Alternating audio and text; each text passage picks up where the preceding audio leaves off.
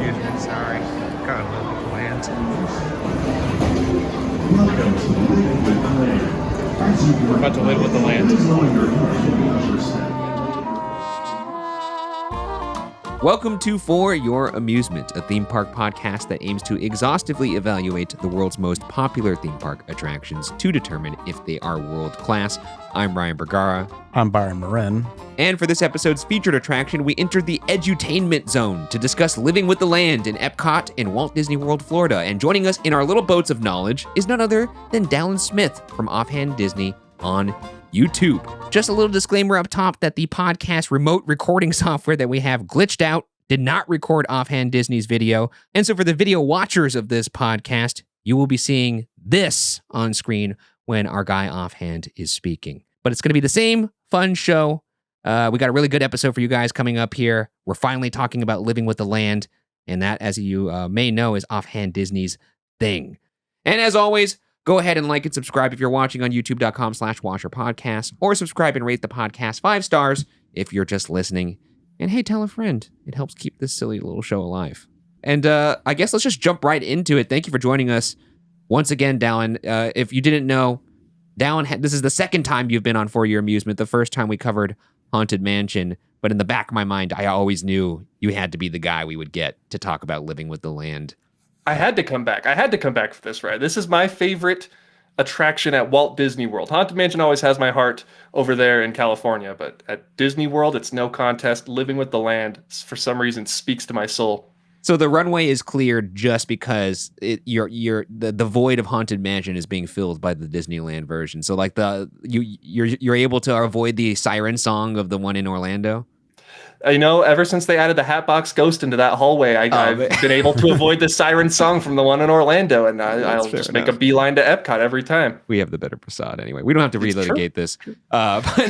So why Living with the Land? Because listeners and viewers of this podcast know we asked the guest. We usually actually ask the guest why they chose to cover this ride, but in this particular case, I asked you to cover this ride because I know that you're such a fan of this.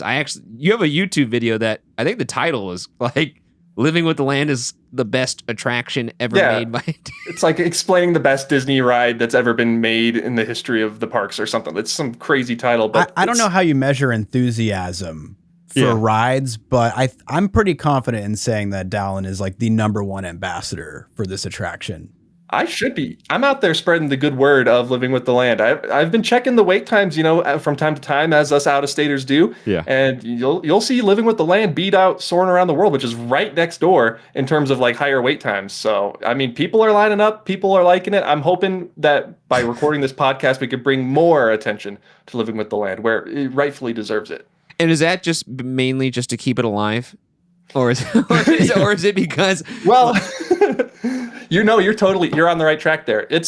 I could talk, like I guess we are going to talk for a while about why we love Living with the Land, but it's just so old Epcot. It's one of the 3-ish remaining old Epcot rides, and it's so unique. It's so like from, I guess, Imagination kinda, and then Spaceship Earth.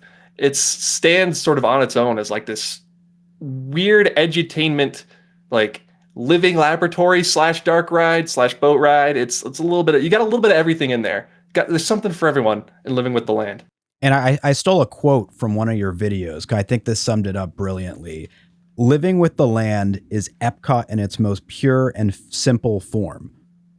I would agree. Yeah, I do agree with that. There was a weirdness. I hope you said, because you said that down. That's like that. I took that straight from you. That sounds philosophical, but that's crazy that I said that. It seemed like it was on the cuff too. It was very genuine. That looks like something that would be on the back of the DVD sleeve if Living with the Land was a film. He would have that quote. Well, they got Haunted Mansion, they got Jungle Cruise, they're working on Space Mountain. Who's to say Living with the Land isn't up next? I don't think so. You don't think so? No, I don't think so. but I will say that I don't envy that screenwriter. No, neither do I. But I will say that I do think that it is one of the only remnants. It might be the only remnant of the weirdness of previous Epcot, because Figment's been nerfed at this point. And then, I mean, really, how many opening day attractions are left at this point? You could count Spaceship Earth. Yeah. I'm sure some people might. That's obviously changed. And so is Living with the Land since opening day, as I'm sure we'll talk about. But yeah, Living with the Land is like pure classic Epcot. Yeah, no, I agree. Yeah, I loved that there was a weirdness to Epcot before, and that it was leaning into the edutainment zone, which is something we do over here at Watcher. But also, it's. I saw a lot of. Wasn't there like online for a while like a campaign of like keep Epcot weird, kind of like how there was that Like a little people- video series, right? Yeah, Incredible. keep Epcot weird, and then they're bringing some weird stuff back sometimes. You know, they have those Four Seasons dancers out there for Flower and Garden on the like spinning merry-go-round Ferris wheel thing. So some weird stuff, but not as weird as it used to be with all the crazy shows they used to do out there in the middle of what's now World Celebration, Old Future World. Yeah, I know. I think Shane actually, my pal Shane, he saw Sugar Ray performing at the American Pavilion, or was it the Canadian Pavilion? I'm not sure. That's as weird as it gets. They got a bunch. Yeah, they got a good deal on tickets. They had to explain why they were there. Anyways, this podcast is going to span 3 commutes for most people. Yes, I'm hoping we can bump that up to 4 actually by the time we're done. Yeah, fire this up for a road trip because it's going to be a long one. Yes, just like this ride. And I know that sounded like snark. It's not snark. I do love this ride. I have thoughts. I can't wait to get into it. Let's jump into some first impressions here. What was the? Actually, we'll start with you, Dallin. What was the first time you've been on this ride, and what did you think when you got on it? Oh man, when my first trip to Walt Disney World was when I was 2 years old. I'm sure I remember a lot about Epcot. I remember the wand on the ball they used to have for the Millennium Celebration. They had that, yeah. Yep. They had the parade, Tapestry of Nations, or I can't remember exactly what it was called. They had the Millennium Village. They had the parade with the puppets, and I do remember riding Living with the Land, or maybe it was the other name. Maybe we'll get into at that point. But I do remember it could be at that. Depending on what year, it could have been that. Yeah. Yeah, I do remember riding that, and it was. I remember as a kid being sort of bored toward the end with the whole farming greenhouse area, but nowadays, as a grown man, it's my favorite part of the ride. This is not a ride for children. This is a ride for adults. You have to have a very high IQ to understand Living with the Land. You certainly have to have a high IQ to stay awake. And perhaps for some sure, patience, yeah. It's a good nap ride, but it's also a really good learning about what a breadfruit looks like ride. Exactly. No other Disney ride teaches you what a breadfruit is, so. I mean, it does have that. It'll always have that in our hearts. What about you, Byron? Okay, so this would have been around the year 2000 was the first time I went on this ride. Yeah. I don't remember getting on this ride in 2000. I do remember the 2000 on the geodesic sphere and that whole Millennium Celebration kind of stuff they had going on. I was about 8 years old. I did consult with my mother. And I did get a response On Living with the Land. on Living with the Land. I don't know what I don't have. Which a I pulse believe on, at this whether or not time it moms like was this. called Living with the Land. I believe it was the name changed in 1993. Yes. Okay. After I think Kraft switched to Nestle for sponsorship. Yeah. So according to my mom, and once again I was 8 years old, Living with the Land was a compromise to get out of the heat. I feel like that's like the general sentiment around this ride, even to this day, right? She goes on further to say, you kids were not excited about it, but it was a cool ride and everyone enjoyed it. And I think she actually means literally cool. I guess. Oh yeah, I see. Actually, temperate. Not cool as in this rocks. Yes. I don't remember this experience. 8-year-old me doesn't remember this experience. Yeah, most 8-year-olds probably wouldn't. My mind was probably cloudy because I had just experienced Rock and Roller Coaster for the first time, and that just that blew my mind at the time. And then you get on a boat. But I mean, we'll figure out later how it's aged. But I don't know. I guess I don't even my a few years ago. If I'm trying to get first impressions out of this, I don't think I was wowed. Dude, I mean, let's just say it up top. Most people don't like this ride. I'm gonna just say that up top. No, it's true. And you know what? I think a lot of people think that we're doing this episode and we're being ironic or we're trying to be ridiculous by saying this ride actually kicks ass. But the fact of the matter is, this ride does kick ass. And if you don't think that, there's something wrong with your brain, I think. You got to learn to love it. And once you learn to love it, you can't go to any other Epcot attraction and say, this is the best ride at Epcot. It's obviously always going to be Living with the Land. It's an acquired taste. The first time I had a sip of beer, I spit it out. And now I love beer. And I realize this comparison makes it seem like I'm an alcoholic now, but I guess if me being an alcoholic means I love living with the land, then But sure. then I guess It that's what works. I'm a living with the landaholic, and I'm not going to any rehab center anytime soon. I do love it. It makes sense that moms would not like this ride, or maybe they would because it's a nice little break. I think it just takes time. I'm sure my mom appreciated it. Like Yeah, anyone like sounds just to like get out of the heat. Yeah. That wasn't exactly a glowing review. Like Disney wouldn't put that on a pamphlet. You know, it's, some things you just like think of it. You're just like planting a seed, and it's going to grow into this world of appreciation. Yeah, And perhaps that's what happened over the years for many of us. I'm gonna for the listeners, I have a farmer's hat on, and I'm gonna adjust it because it's pushing my hair forward to the point where it's just like getting in my eyes. So I'm just gonna try and adjust this hat. He's going for the full living with the land look, and may I say, he succeeds. I have a full farmer's outfit on right now, and I hope that's not offensive to farmers. This is me not trying to. Well, it is me trying to be one of you guys, but I'm admitting that I'm not succeeding in doing so. Sure. I have a flannel on and a funny little straw hat. Anyways, don't come at me. But my first impression of this was, I believe it was 2006, was my first time to Disney World, and we got on this ride, and it was very much just like, the completionist in my family mentality was like, we got to get on this. Though we didn't get on Figment. Really? No, we didn't. But we did get on Living with the Land, and that was mainly just because it was next door to Soarin'. And we were like, all right, Soarin's like got this long of a wait. We have a fast pass for it. But Living with the Land, what is this? This has 5 minutes. So Soarin' was probably packed when you went in it was- 2006. it was because packed. it opened a year prior. Yeah. That'd be brand new. we had a fast pass though. So we just needed to wait for our arrival window, and we saw pass. that What a A novelty. free fast pass. that's correct. And we had Wow. our arrival window, and we needed to kill some time, and we saw this was a 5-minute wait. We were like, yeah, sign me up for that. It's nice and cool in this building. And by cool, I mean air conditioned, because the building Right. is horrendous. But and we'll get into that later. But we Oh, did- I could. look, man. The land building, it reminds me in the best way of like a elementary school for some reason. Like it brings back the elementary school cafeteria vibes for some reason to my brain. I don't know why. You know, we'll get into that maybe in the good and the bad for me. But I will say we got on this ride, 5-minute wait, definitely prepared me mentally for what kind of ride we were getting on. I knew we weren't getting on, the Prom King. It wasn't Sure. like this isn't the most popular ride in the school. And so we got on, and my first thought was like, well, these look like the boats from Willy Wonka. I wonder if it's as psychedelic as that.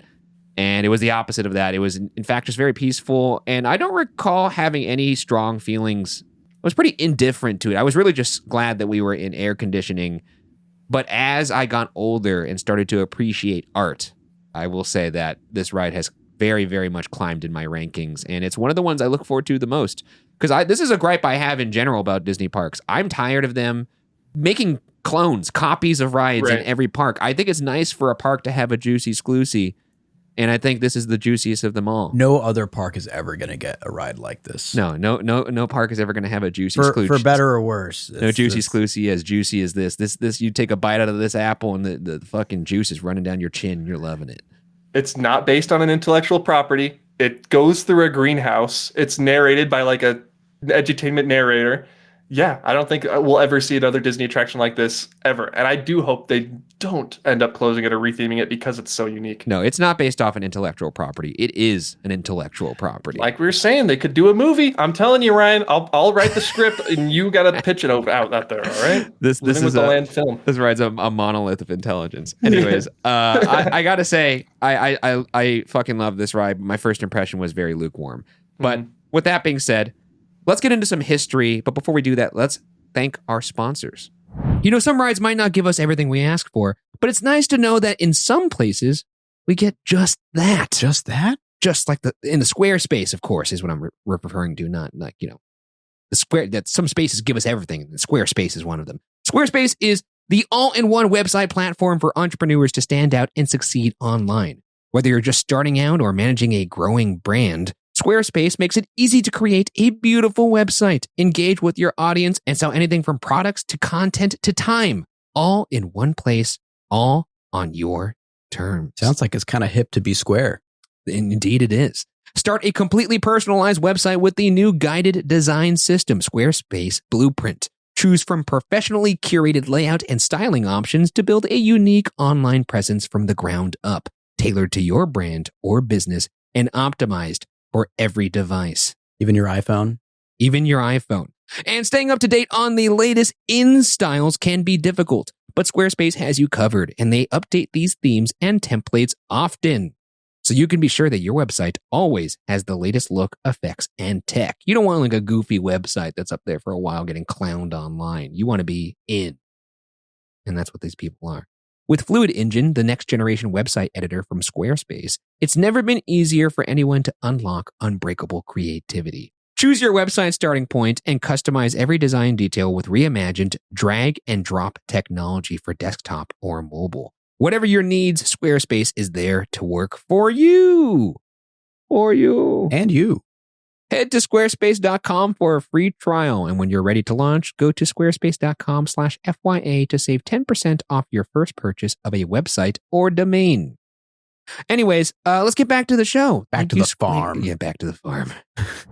And we are back. Thank you for sponsoring the show. Byron, let's get into the history of living with the land. Yes, and just like every history segment, especially when we have guests, Dallin, feel free to jump in at any time. Yeah.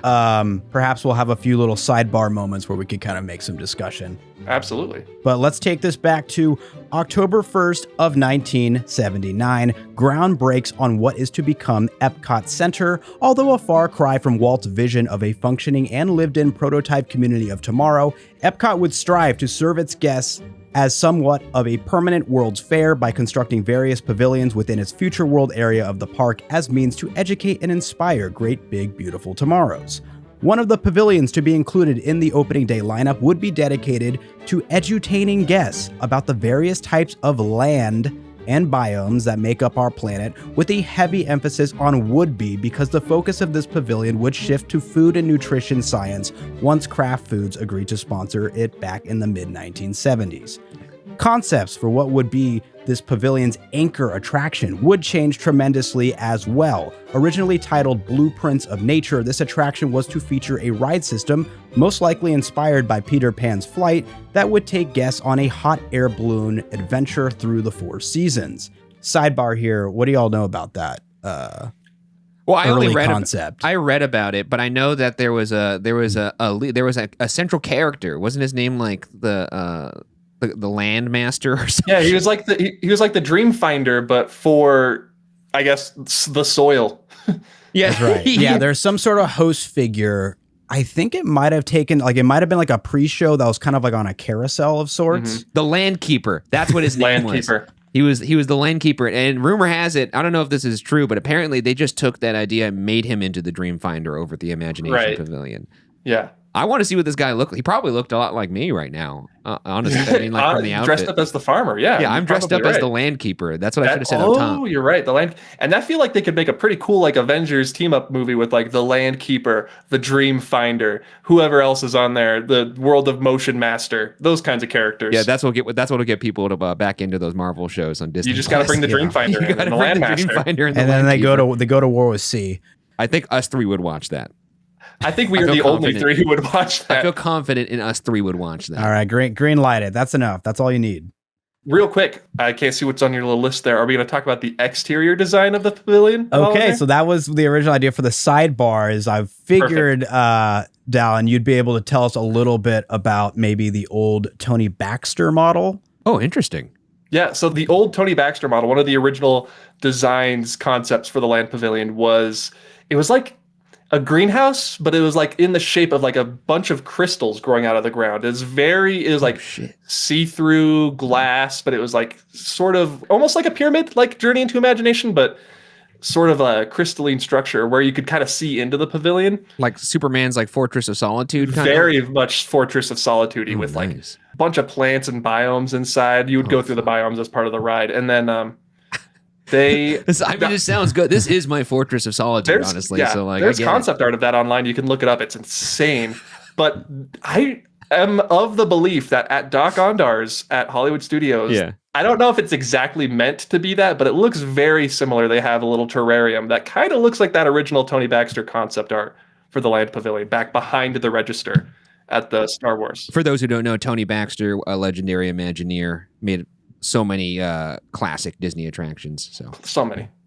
I'm wondering how much of this like model design was inspired from what was it? It was the extension of Frontierland. Discovery Bay. Discovery Bay. Tony Baxter was obsessed with steampunk and Discovery Bay stuff back in those days. So it could be very much a branch off of Or that at least for like sure. some of the shapes of this stuff. But yeah, it was ultimately, Yeah. it looked like the whole thing was a greenhouse. I don't know how that would translate to comfort amongst guests in the, right with the Florida with all sun. that sun. So no, but like ultimately what we would get is like, how would you describe the architecture now? I guess to me, it looks like, you know, like those like family raft water slides where you go down into this bowl, Yeah, I like see a what you're funnel. saying. If you flip that thing upside down, it kind of looks like A that. reverse water slide. It for looks the like an land. upside down funnel of sorts. Sure. I would describe the aesthetic as functional. It looks, That's how in the kindest way I can put it, the land pavilion kind of looks like a government facility, like a It government does. building in a way. Maybe they were trying to go for like a mountain or something. I don't know, but the exterior is probably for it being my favorite pavilion, and I love the exterior, but it's probably the most official government looking of all the pavilions. Even the sea pavilion kind of invokes the waves. It looks like I'm about to go apply for a permit to like build a shed or something. Right, like that. I'm trying to get like a TSA pre-check. exam Exactly. done Yeah, I'm kind trying to of thing. get that locked in before my next flight. I'm going to go over to the Exactly. land pavilion and then pick up a garden salad from the garden grill. Yeah, pick up a garden grill salad. Anyways, let's keep going, Byron. By 1981, construction on the land pavilion was in full swing, and the grand plans for Blueprints of Nature were scaled back to something a little more feasible and perhaps affordable at the time: a slow-moving boat ride to be guided by live cast members. Supplementary attractions to the land pavilion for opening day would include a 70mm film entitled Symbiosis and the Kitchen Cabaret Review, an animatronic-fueled lesson on food groups and their nutritional value. It is also important to note that the Good Turn restaurant, now called the Garden Grill, was an opening day restaurant in the land. By the way, maybe unpopular opinion, Good Turn, much better name for that restaurant. It makes thematic sense. Yeah, because the restaurant is on a turntable. For those of you who don't know, the Garden Grill is on like a turntable that just rotates slowly 360, which gets you get some cool views of the ride in that restaurant. I've never eaten there before, so I wouldn't know the views Yeah. myself. But I've been there once, and you get through. I think you get to see you three see the scenes. You get farmhouse scene, the for farmhouse sure. and the rainforest for sure. Oh, you get to see. fuck! Yeah, That's with like the waterfall that they just fixed. It's great. even better Rainforest Cafe. Oh my god! It's yeah, I hear the food's really good there too. it is. It's so tough when you have like World Showcase and you're like there for a finite amount of let's go time. eat in the land In the pavilion. garden grill. Yeah, it's not a sexy location, but I mean, I like the idea of a rotating restaurant. I just can't believe they changed the name from Good Turn. That's such a funny name. It made too much sense, I guess. Garden. Let's change it to the most generic, non-tasty sounding restaurant of all time, Garden Right. Grill. The Good Turn Garden Grill. I mean, I guess you're grilling stuff from your garden from Living with the Land, but I mean, it's turning. You gotta advertise the fact that the restaurant rotates. I think they have to give their guests a little more credit. It seemed like they went for like the very marketable name. Garden. Yeah, well, That I was guess like Garden very Grill. low IQ. Yeah, I guess Garden Grill does sound like a chain of restaurants in like the Midwest or something. Sure so does. I guess it makes sense. But back to the attraction we are talking about today, Listen to the Land would become the new name for the pavilion's anchoring boat attraction, and it would even get a theme song of the same name written by Bob Moline, who was involved in writing a bunch of Epcot's music during its early developments. Another example of Bob Moline's, I've heard it pronounced Bob Moline as well. Yeah, I'm not sure. I've always said Moline, but yeah, it's. But according to Google, the pronunciation clip was Moline, but I've heard otherwise as well. You know what's funny is I think you said pronunciation. You said I think it's pronunciation. There you go. Shows how good I am at pronunciation. Just being an asshole, you know. It's fair. Classic. But anyways, another song that Bob Moline wrote was Golden Dreams, right? It was actually it got scrapped, but it was he wrote the original song for Journey into Imagination, Yeah. Oh shit, I didn't know that. which is actually really funny because if these both opened with obviously they went with the Sherman Brothers, Yeah. One Little Spark. Never heard of him. Yeah. Who's that? But it'd be really funny having these two pavilions next to each other that feature like a very similar like hippie vibe. Yeah, yeah. Because if you listen to like the Listen to the Land, it has a very similar feel Kind to of like a what Willie the, Nelson feel, yeah. the Let's All Take a Journey into imagination, like whatever that one. That's Yeah. another thing with like old Epcot. It was very new age when it opened in 82. It was all like, yeah, I guess new age would be the word. And because you got like the hippie side of the park, like you said, with the land, and then I guess formerly the imagination. And then you have like the technology side is. I gotta say, man, I'm sad I couldn't see that fruit and vegetable singing show. That would have Kitchen kicked ass. Cabaret. Did you ever see Food Rocks, which came after? No, that's the one I'm actually referring to. The Food Rocks, Kitchen Cabaret, not because that came. Yeah, Food Rocks replaced that, right? Right. They tried to make it. They tried to bring in more of the young people with the hip tunes of the day. I'm just thinking if I got like absolutely zooted over at World Showcase and walked over and watched some vegetables sing to me, oh yeah, I'd lose my goddamn mind. But unfortunately, I mean, I can now just chill myself out in the land. Yeah. I'd have to imagine Food Rocks was like a post Eisner move, right? Or like once he came in. I think that was it was actually Had to be that was early peak 90s. Eisner. I think it was peak Eisner. Yeah, was Food Rocks. We love living with the land. What we don't love is living with dirty sheets. That's right. Luckily for us, our good friends at Miracle have made that a thing of ancient history. Inspired by NASA, Miracle Made uses silver-infused fabrics and makes temperature-regulating bedding so you can sleep at the perfect temperature all night long. Are you doing like a living with the land voice right I'm now? channeling my inner peace, Okay. and I am living with the land. All Because right. Miracle Made offers a whole line of self-cleaning, eco-friendly bedding such as sheets, pillowcases, and comforters that prevent 99% of bacteria and require 3 times less laundry. That's good. Miracle that. I like that. That's good. I don't like doing laundry. So Well, Miracle Sheets are also luxuriously comfortable, without the high price tag of other luxury brands, and feel as nice, if not nicer, than sheets used by some 5-star hotels. that's correct. So quit throwing away all those precious hours in bed and go to trymiracle.com/FYA to try Miracle Made sheets today. And whether you're buying them for yourself or as a gift for a loved one, if you order today, you can save over 40%, and if you use our promo code FYA at checkout, you'll get 3 free towels and save an extra 20%. Miracle is so confident in their product, it's backed with a 30-day money-back guarantee. So if you aren't 100% satisfied, you'll get a full refund. What is going on? Upgrade your sleep with Miracle Made. Go to trymiracle.com/FYA and use the code FYA to claim your free 3-piece towel set and save over 40% off. Again, that's trymiracle.com/FYA to treat yourself. Thank you, Miracle Made, for sponsoring this episode. Are you going to do this for the history now? Absolutely not. Well, let's keep going here. All right, back to the land. So October 1st of 1982, Listen to the Land would open, as would the Land Pavilion, as would the entirety of Epcot. Listen to the Land would cruise along practically untouched until 1993, when Kraft would choose to no longer sponsor the pavilion. But luckily for Disney, an agreement with Nestle to take over the sponsorship was made within the same year. This leads to a change in the attraction's name to Living with the Land, and the removal of the Bob Moline theme song.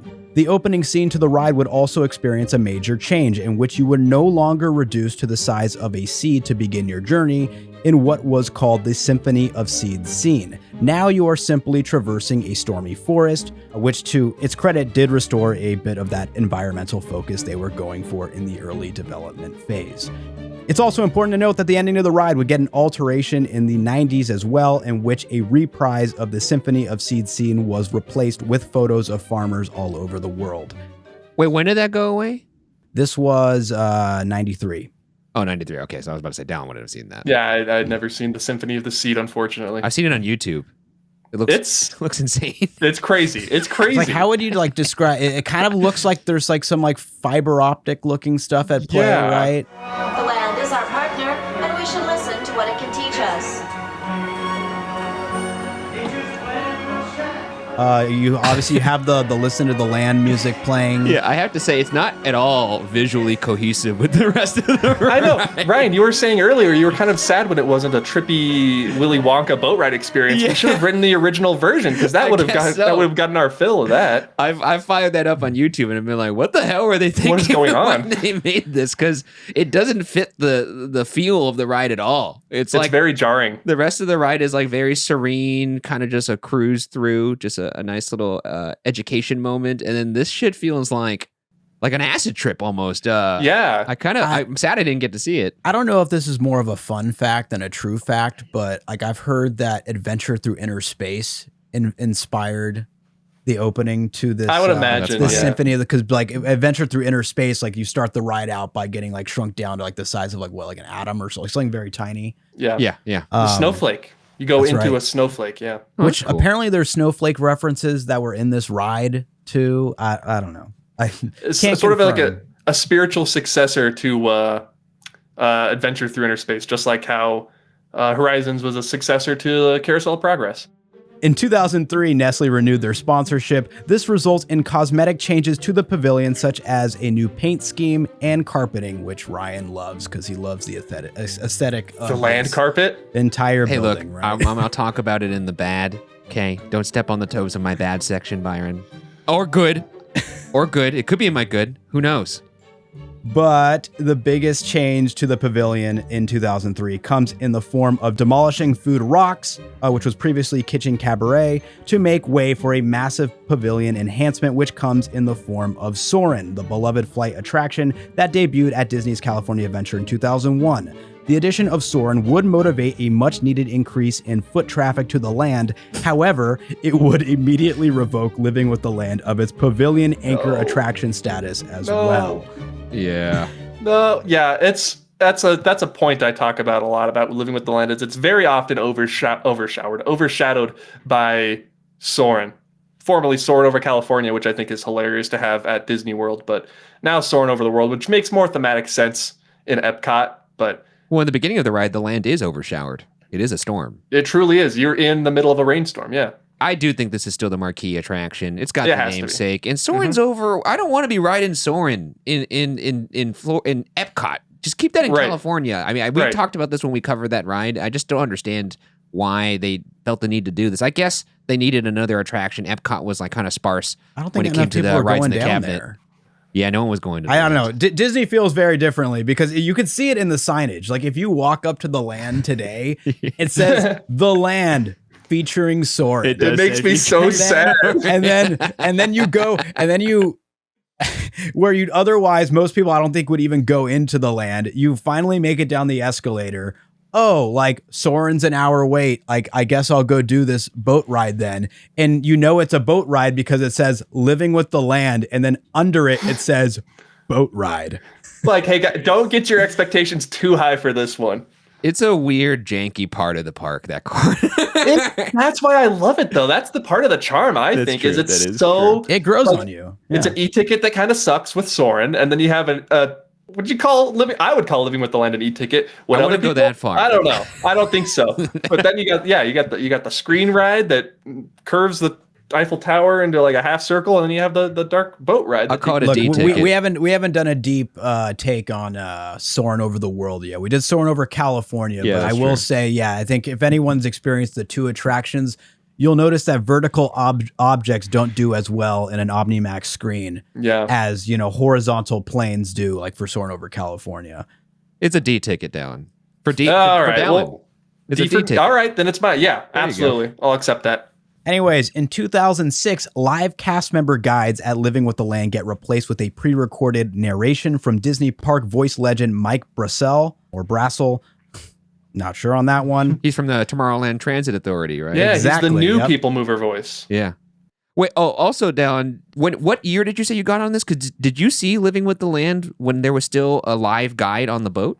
I think so. I think that's I awesome. went on Living with the Land with the live cast member. I do remember. That's really cool. I can't remember if I'm like mixing that and the Great Movie Ride together because those both did have the live cast members. Don't but remind me. Most likely, yeah. If it was before 2006, you Oh probably yeah, had then it. definitely, Oh, I'm so jealous. definitely. I feel like this ride would be very much improved for the normal person if there was an actual human guide explaining why it kicks ass. It would certainly make it easier for the cast members who have to get on the PA every 4 seconds and say, "Keep your hands, arms, and legs inside the boat," because they hammer that home on that ride. Because I guess a lot of people want to get a Mickey-shaped pumpkin. Now- or something. No, there was in 2000. I think it was in 2021. Somebody jumped off the boat to go grab a cucumber, Yeah, that'll get you kicked out.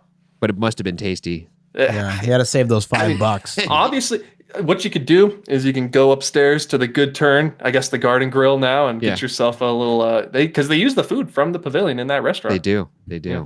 Now, when it comes to the guide that they used to have for this, I think there was a period of time, it was probably when they did the 1993 refurbishment, Yeah. where it started off as the guide being the entire way through, and then it became the guide would only start doing their guide thing and talking to you once you started entering the greenhouse, and you had narration in that first chunk with the storms and stuff like that. And then by 2006, the whole thing became the narration. But anyways, by 2009, Nestle ends their sponsorship of the Land Pavilion. But in 2011, Chiquita picks up the sponsorship, but chose to only sponsor the ride as opposed to the entire Land Pavilion. This sponsorship would last until 2020. And for the most part, Living with the Land has stayed the same since the mid-2000s, with the exception of a holiday overlay. Yes. Would anyone like to take a guess at the all-time average wait time according to ThrillData.com? 5 minutes. 65 minutes. Okay. Well, he's clearly thinking with his heart. 75 minutes. Okay. All right. It's somewhere in the middle, but Dallin, you did go over, so I do have to give this one to Ryan. Oh, he went over? Wait, what? Yeah. No way. It's hard to believe, but it is a 10-minute all-time average wait time. Now, why, Byron, I ask you, would they have paid lightning lane for a ride that's average standby wait time is 10 minutes? Huh? I'm sure it has nothing to do with the average tourist that's never been to Disney World trying to, justify their purchase by saying, hey, honey, look, it comes with this many rides, including this Living with the Land, with no idea what this attraction is, how long the wait time usually is. There's only one reason Definitely why. not listening to this podcast. Yeah. There's only one reason why there's a lightning lane available for Living with the there's a Land. lightning lane available for the seas and with Nemo and friends too, right? Yeah, but the reason why there's one for Living with the Land is because it's incredibly funny. Right, you get to walk in front of the two other people who are standing in the standby line. Yeah, I think the lightning lane is actually slower than the normal lane. It might, right? I think I have seen a time where I've walked on and the lightning plane people are coming up and they're just like, oh, hold on one second. Stop right there. And then I get on the boat. It's just hilarious that someone would use a slot on this. It's very funny. I know you guys are West Coasters, but have you ever, maybe you have, maybe you haven't, rope dropped Living with the Land? Been there first thing in the morning?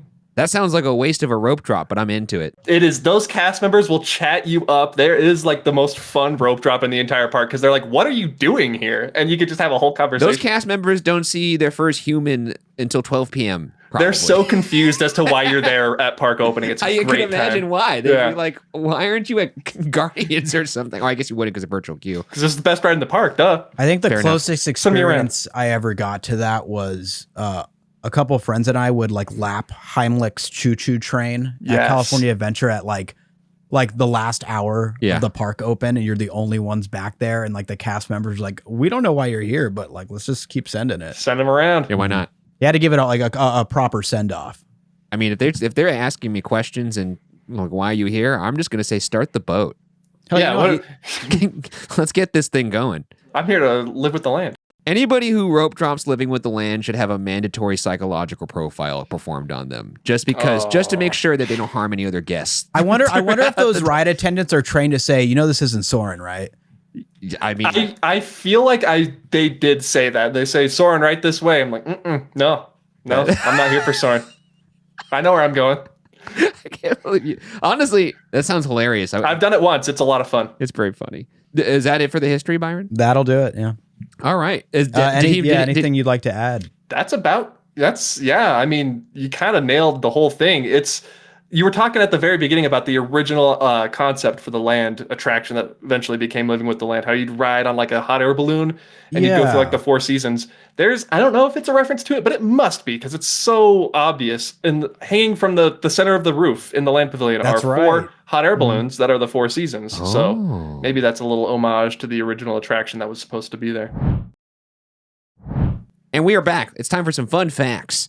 Starting with, the ride is approximately 14 minutes long. I did see a lot of 15 minutes out there, though. I do think it's 14. I think you're right. I don't think it quite makes the 15. Could not find out how fast this ride was, but I can tell you right now, not fast, anecdotally. A ride capacity of 1,600 riders per hour, because these boats, they're girthy. They're big boats. It's nice. And I also could not find out any cost for this ride, nor could I. And I thought, you know what? Maybe I could find how much it costs to build the Land Pavilion in general. No, could not find that either. Very hard to find. They kept those land numbers under wraps. They didn't want anyone to know how much they spent on living with the land. No. Maybe it'd be embarrassing. It'd be hard to justify the wait times when you look at a spreadsheet for how much they possibly spent on this. But I can tell you right now, by looking at the decor inside that building, not a lot was spent. They had to have made their money back at this point just through the lightning lane alone. Maybe, yeah. They went reverse John Hammond. They spared a lot of expense when it came to this building. As Byron mentioned, this used to be called Listen to the Land. And there was an original song. Actually, there was just an original soundtrack in general that came with that ride. But the song, Listen to the Land, can still be heard, the instrumental version, that is, if you dine at the Garden Grill. Right. Which is great, because then you could listen to the land. You could listen to the land. You could listen to the land while watching Living with the Land. Yeah, above Living with the Land. It's pretty good. At the land. In the land. In the land. That's the kind of vortex I want to be a part of. You move that over to California, the Disneyland park, you'd be listening to Listen with the Land while standing over Living with the Land at Disneyland. In California. In Adventure. California. Or you could do it in California Adventure. Right. This would be a good California Adventure ride. I know I just said that I hate when they duplicate things, but I wish they would duplicate this in California Adventure. I feel like this would be if you told me that Living with the Land was at California Adventure on opening day, back like an opening day Eisner ride, I would absolutely believe you. Absolutely believe it. And I'd be devastated that they took it away. I'm still praying that they don't take this away. If they make any announcement about Living with the Land changing in any way, I'll be crushed. Yeah, I'll be crushed as well. Guests can book a behind the seeds tour that gives an in-depth walking tour of the attraction. It allows you to get off the boat, or not even get off the boat. You just start off the boat and you're able to walk around the greenhouses. And it's an hour-long tour through the 4 greenhouses and the fish farm, and it costs a cool $39. I honestly feel like I would like to do this. I've never done it before. I've seen people do it. The last time I was on the boat, I did not know it existed, and I saw folks walking around, and they were clearly tourists because I saw the Disney Parks merch bags they were holding, and I just remember whispering to Byron, "Who the fuck are those people?" And how did they get in there? Yeah, I thought it was like a VIP kind of thing. I was like, how do we be them? I want to be behind the scenes as well. I've never done behind the scenes. People are shocked when they hear that, considering how big of a fan of Living with the Land I am. I'm shocked too. I've never had the time, but I'm gonna do it here probably this year. But for $39 for an hour-long tour, that's probably the best value tour you can get at the Disney parks. Honestly, that's probably. Not bad. I'm gonna do it the next time I'm there. I actually feel like they should offer a VIP boat tour where it's just one of the boats has a guide, like a human guide.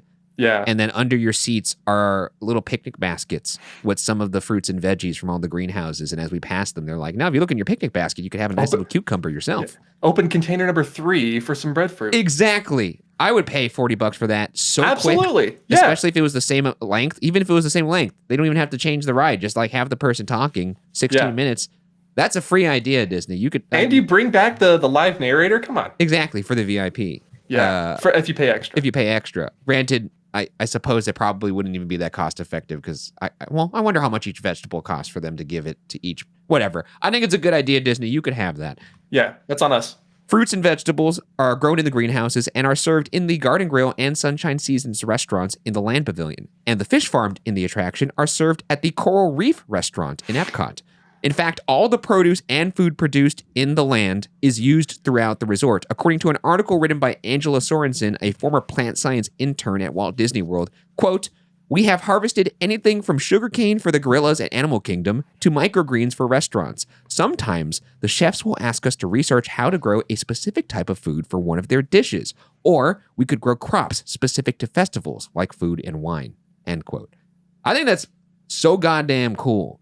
That's another reason why I love this ride, especially because Byron talked about the glimmering greenhouses, the holiday overlay gives you another reason to go on it at night. But also the fact that the produce that you see is the ride is constantly changing, not just the food that they're growing, but they also have little sets in the greenhouse, little facades of this person's doing gardening, and that always changes based on the festival, or if it's the EPCOT anniversary, they'll have little pavilions everywhere. It's awesome.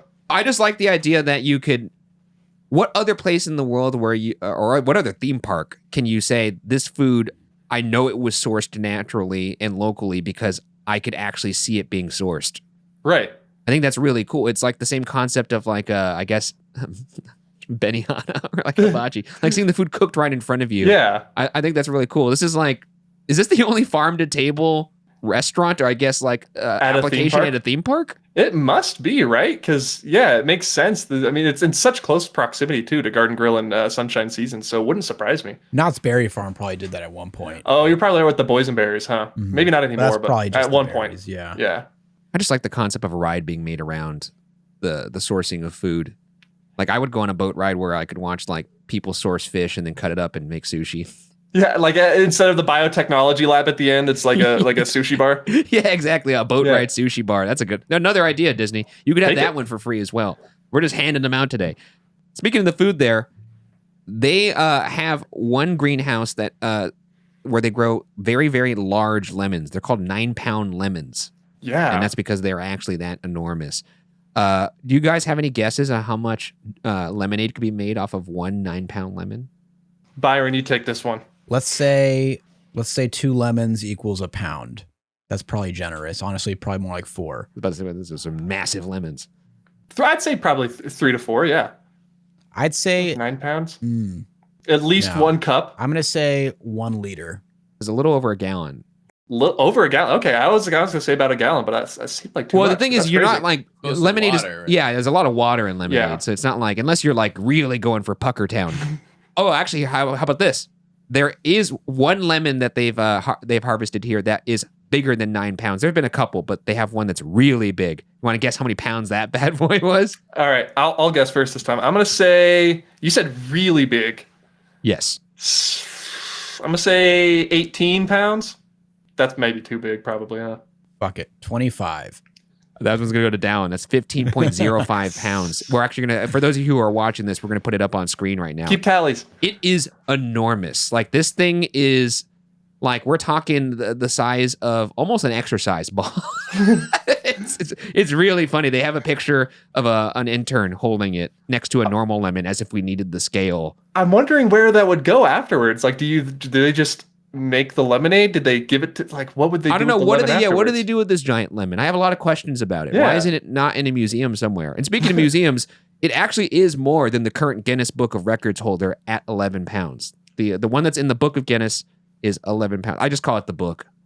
The book. I call it the book. So Disney didn't have a Guinness person there to record that. So technically they don't hold the record, but they do hold the record. But they do hold the record. And they actually do have an entry in the book, which is what I just explained. That's what I call the Guinness Book of Records. I call it the book.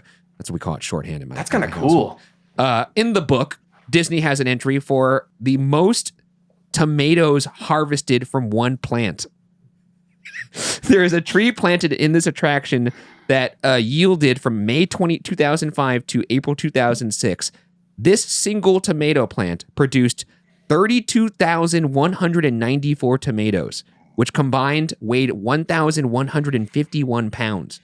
I was a little disappointed that it didn't make it to 2,000 pounds because I could have colloquially and factually said that's a ton of tomatoes, but I cannot say that because That's almost a ton of tomatoes it's half a ton of tomatoes. from one plant. Impressive. 32,000 tomatoes off of one plant. So they're doing some good work here in the greenhouses. They're breaking records. They're making giant lemons. I salute them. They're making bad. I've seen Carolina Reapers. Have you ever seen them grow? Oh, yeah. yeah. They have a hot ones section. They're like one of the hottest peppers in the world. Yeah. I don't know who's eating those or if they're serving them anywhere on property. They I doubt must it, serve them but- somewhere. I think they do like a Carolina Reaper like sauce on something at one of their I hotels. don't think anybody's jumping off the boat to grab one of those bad boys. Yeah. I've had like Nashville hot chicken that featured Carolina Reaper before. I think you tried it as well. All right, keep it in feels your like pants. It feels like you're on a drug or something. It's Sure. It's not safe. Brave of Disney to grow that. Approximately 5,000 pounds of fish are produced here annually. Just another little fun fact. Hidden Mickeys are aplenty in the land. One seen in the shrimp tank in the form of wire. Another has been spotted as a garden hose laid out. But they tend to change as this is a living environment. And they also make Mickey-shaped watermelon here and pumpkins. Yeah. Which is really They have cool. little molds that they grow in, so they fill out the shape of that. The Oh, Mickey is that mold. how they do that? Yeah. Huh.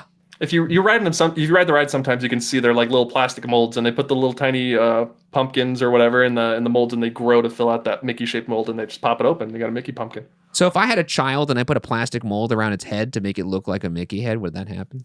100%. That's how it works, right? I'm going to write that down right now. Yeah. Keep notes. Just in case. Mickey-shaped watermelon as well here. Anyways, the farm scene has a mailbox in front of the house with 82 on it, a reference to the opening of Epcot. Very cute. There actually are way more animatronics in this ride than I thought. Do you know by any chance offhand? Offhand.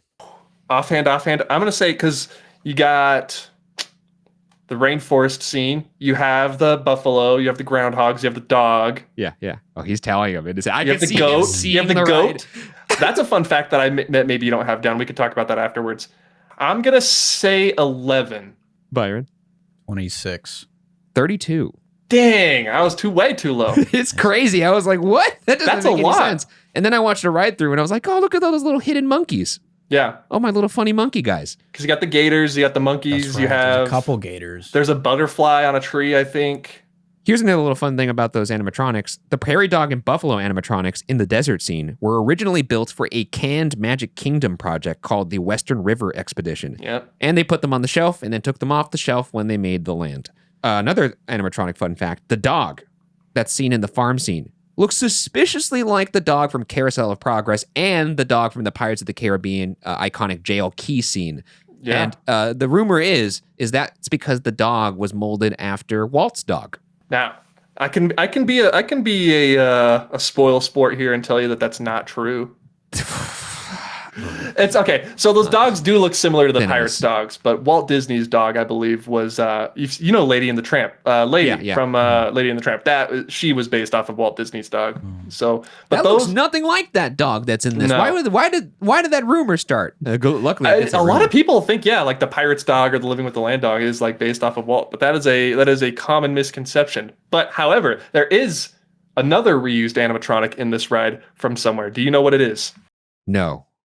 No, wait, it has to be the goat. It's the goat. Okay, I'm glad you did. Yeah, the goat. The Big Thunder Mountain goat. No way. That is not at Walt Disney World's Big Thunder Mountain. There's no goat to look at. You, at Disneyland, have a goat that you can kind of look at as you're going down the bend, and it makes it feel faster. Wow. It does. Living with the Land has that goat standing on a crate on the right-hand side of the farm scene. I love that goat. He makes So funny he little is at bad Walt Disney noises. World. Yeah, just not at the Big Thunder Mountain. Is this sound the goat makes in Living with the Land the same bite as they use at Disneyland's? That's a good question. I can't confirm that or not. It might be, but It doesn't is, sound like it from my recollection. Then again, you're going quite fast in Thunder Mountain, so And you're going quite slow in Living with the Land. you get a real good look at that goat. I tell you what, looking at the goat in Living with the Land does not accomplish the same physical effect that looking at the goat does in Thunder Mountain. I filmed him once we were going by once. Everyone's like, what is that guy filming? It's like facing the wrong way, filming the goat. Aside from not having a stick of dynamite in his mouth, it's the exact same animatronic. That's fucking amazing. I did not know that. Yeah. There's a Christmas version of this ride that features Christmas lights in the greenhouse. I have never been on this during Christmas, but that sounds goddamn magical. It is insane. It's like almost a completely different ride at night. If you go on Glimmering Green, it's called Living with the Land Glimmering Greenhouses. Oh my God. Everything is just rigged up with lights, and there's projections in the fish hallway. If you know about the fish hallway with the red tarp, it's insane. It is, I would say, probably the best way to ride Living with the Land. Let me ask you, I was just about to say, Dallin, let me ask you this. What is the best time of day to live with the land? Which is, by the way, I love that this ride, it's the only ride where you could kind of like refer to the ride's title in reference of riding it. Like when I'm saying to Byron, I'm like, we're walking around Epcot and be like, you want to live with the land right now? Let's go live with the land. What's the best time to live with the land for you? You just said nighttime? I would say probably nighttime. Because during the daytime, in the greenhouses is really cool. Coming out of that dark tunnel, getting to that huge breadfruit tree is really cool. But at nighttime, there's usually no one else in there. It's usually really quiet. All the cast members have gone home for the day. Most of the machines are turned off. Oh, man. It's almost like eerie in a way because you're in BioShock or something. Nobody else wants to ride Living with the Land, especially at night. So it's just you alone in the boat. You and the plants. Sounds demented. Why are you like going on this ride when no one's on? You do your rope dropping and it's a good memory. We were at Disneyland last time, me and my whole family, and they were like, all right, we haven't been on Soarin' this time. We're going to head over to Soarin' before the park closes. I said, I haven't been on Living with the Land at all this time, so I'm going to go over there now and ride Living with the Land. You guys can ride Soarin', I don't care. So it was like right before park close, like 2 minutes before park close, hopped in line, no one else there. Because like the greenhouses, they're greenhouses. You can see the sun shine through. But when the sun's down, there's no light. So it's dark in there. It's awesome. That sounds spooky. Oh, it's spooky. I'm down to do it. Oh, it's spooky. Byron, I was pointing at Byron because he knows the optimal time in my mind of when to ride this because we experienced it together. I've mentioned this in this podcast before, but for my bachelor party, I took 10 of my friends to Disney World. And long story short, they're not park heads. Byron and I are basically the only weirdos in the group. Everyone else is normal. Sure. We were singing the praises of this ride so hard. You're hyping it up? And we got into this ride and perfect conditions. It was golden hour. It was literally the sun was setting. So the first reveal of that greenhouse, you just see the most beautiful, just like orange sunlight peeking through the greenhouse. Just magical. It was magical. We have footage. And we have footage of it. Welcome to our living laboratories, where scientists from EPCOT and the U.S. Department of Agriculture are exploring innovative ways to produce bountiful harvests now and into the future. I was thinking in my mind, I'm really digging this. Everyone has to be having a great time. And I panned around to see all my friends. They were so angry. they were like, you two are such trolls. I can't believe you're making us sit through this 20-minute boat ride. And we were like, it's 14 minutes. And they were like, shut the fuck up. It's a great ride. They truly thought we were trolling them. And we had to assure them to this day that we were not trolling them, that we actually think this is a great ride. Yeah. And now I think we put them through the most optimal conditions. And they still hated it. They still hated it. To be fair, though, my wife loves this ride. That's good. That's because she has taste. Yeah. And she loves vegetables. Who doesn't? I actually don't love vegetables. Ooh. But this ride makes me wish I loved vegetables. Fish? Watermelon? I do love fish. Okay, there we go. Now we're cooking. Literally. The biomes you travel through, the desert, the rainforest, and the prairie, are all able to simulate climate to ensure ideal conditions for the native plants that are real Yeah. in those scenes. Mm-hmm. Unlike most dark rides, the environs, they're real. Yeah. And they can simulate things like wind, mist, temperature, and even sound and lighting. Just high-tech stuff here. It's just state-of-the-art, world-class stuff. There's Easter eggs hidden in the ride that reference other Epcot attractions. Did you know this, Dallin? Maybe. If we're talking about the greenhouse Easter eggs. There are, yeah. They're very, some of them are pretty incognito. There's a tire on the floor seen hidden among the fruits and veggies. That's a reference to Test Track. There's a tiny recreation of the Imagination Pavilion and Figment himself waving. That one's a little more in your face. There's actually a green replica of the Land Pavilion. Yeah. At the base of one of the trees. There's a wind turbine that's pointing to Ellen's energy adventure, a blue fountain for Nemo and friends, and then finally there's a tiny silver replica of Spaceship Earth. It's peeking out from one of the planters.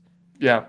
I have to say, it's not a good sign that Disney's putting these references in this ride because they realize people are so bored that they need something to look for. I'm wondering if the only reason they're keeping Living with the Land around is because it supplies food to their restaurants. No, so it's their restaurants literally like that's the only reason it's still around. It's a viable operation for the park. Like they're like, yeah, if we could get some people to sit on this boat, why not? We'll get 3 people a day to spend $20 to ride Living with the Land. Or if it's me, $40. $40 for the tour. Seriously. Behind the scenes tour. Put us on the boat. Give us some food. I'm telling you. If they do that VIP boat tour, they're going to see those numbers go up. But nobody comes to me for the answers.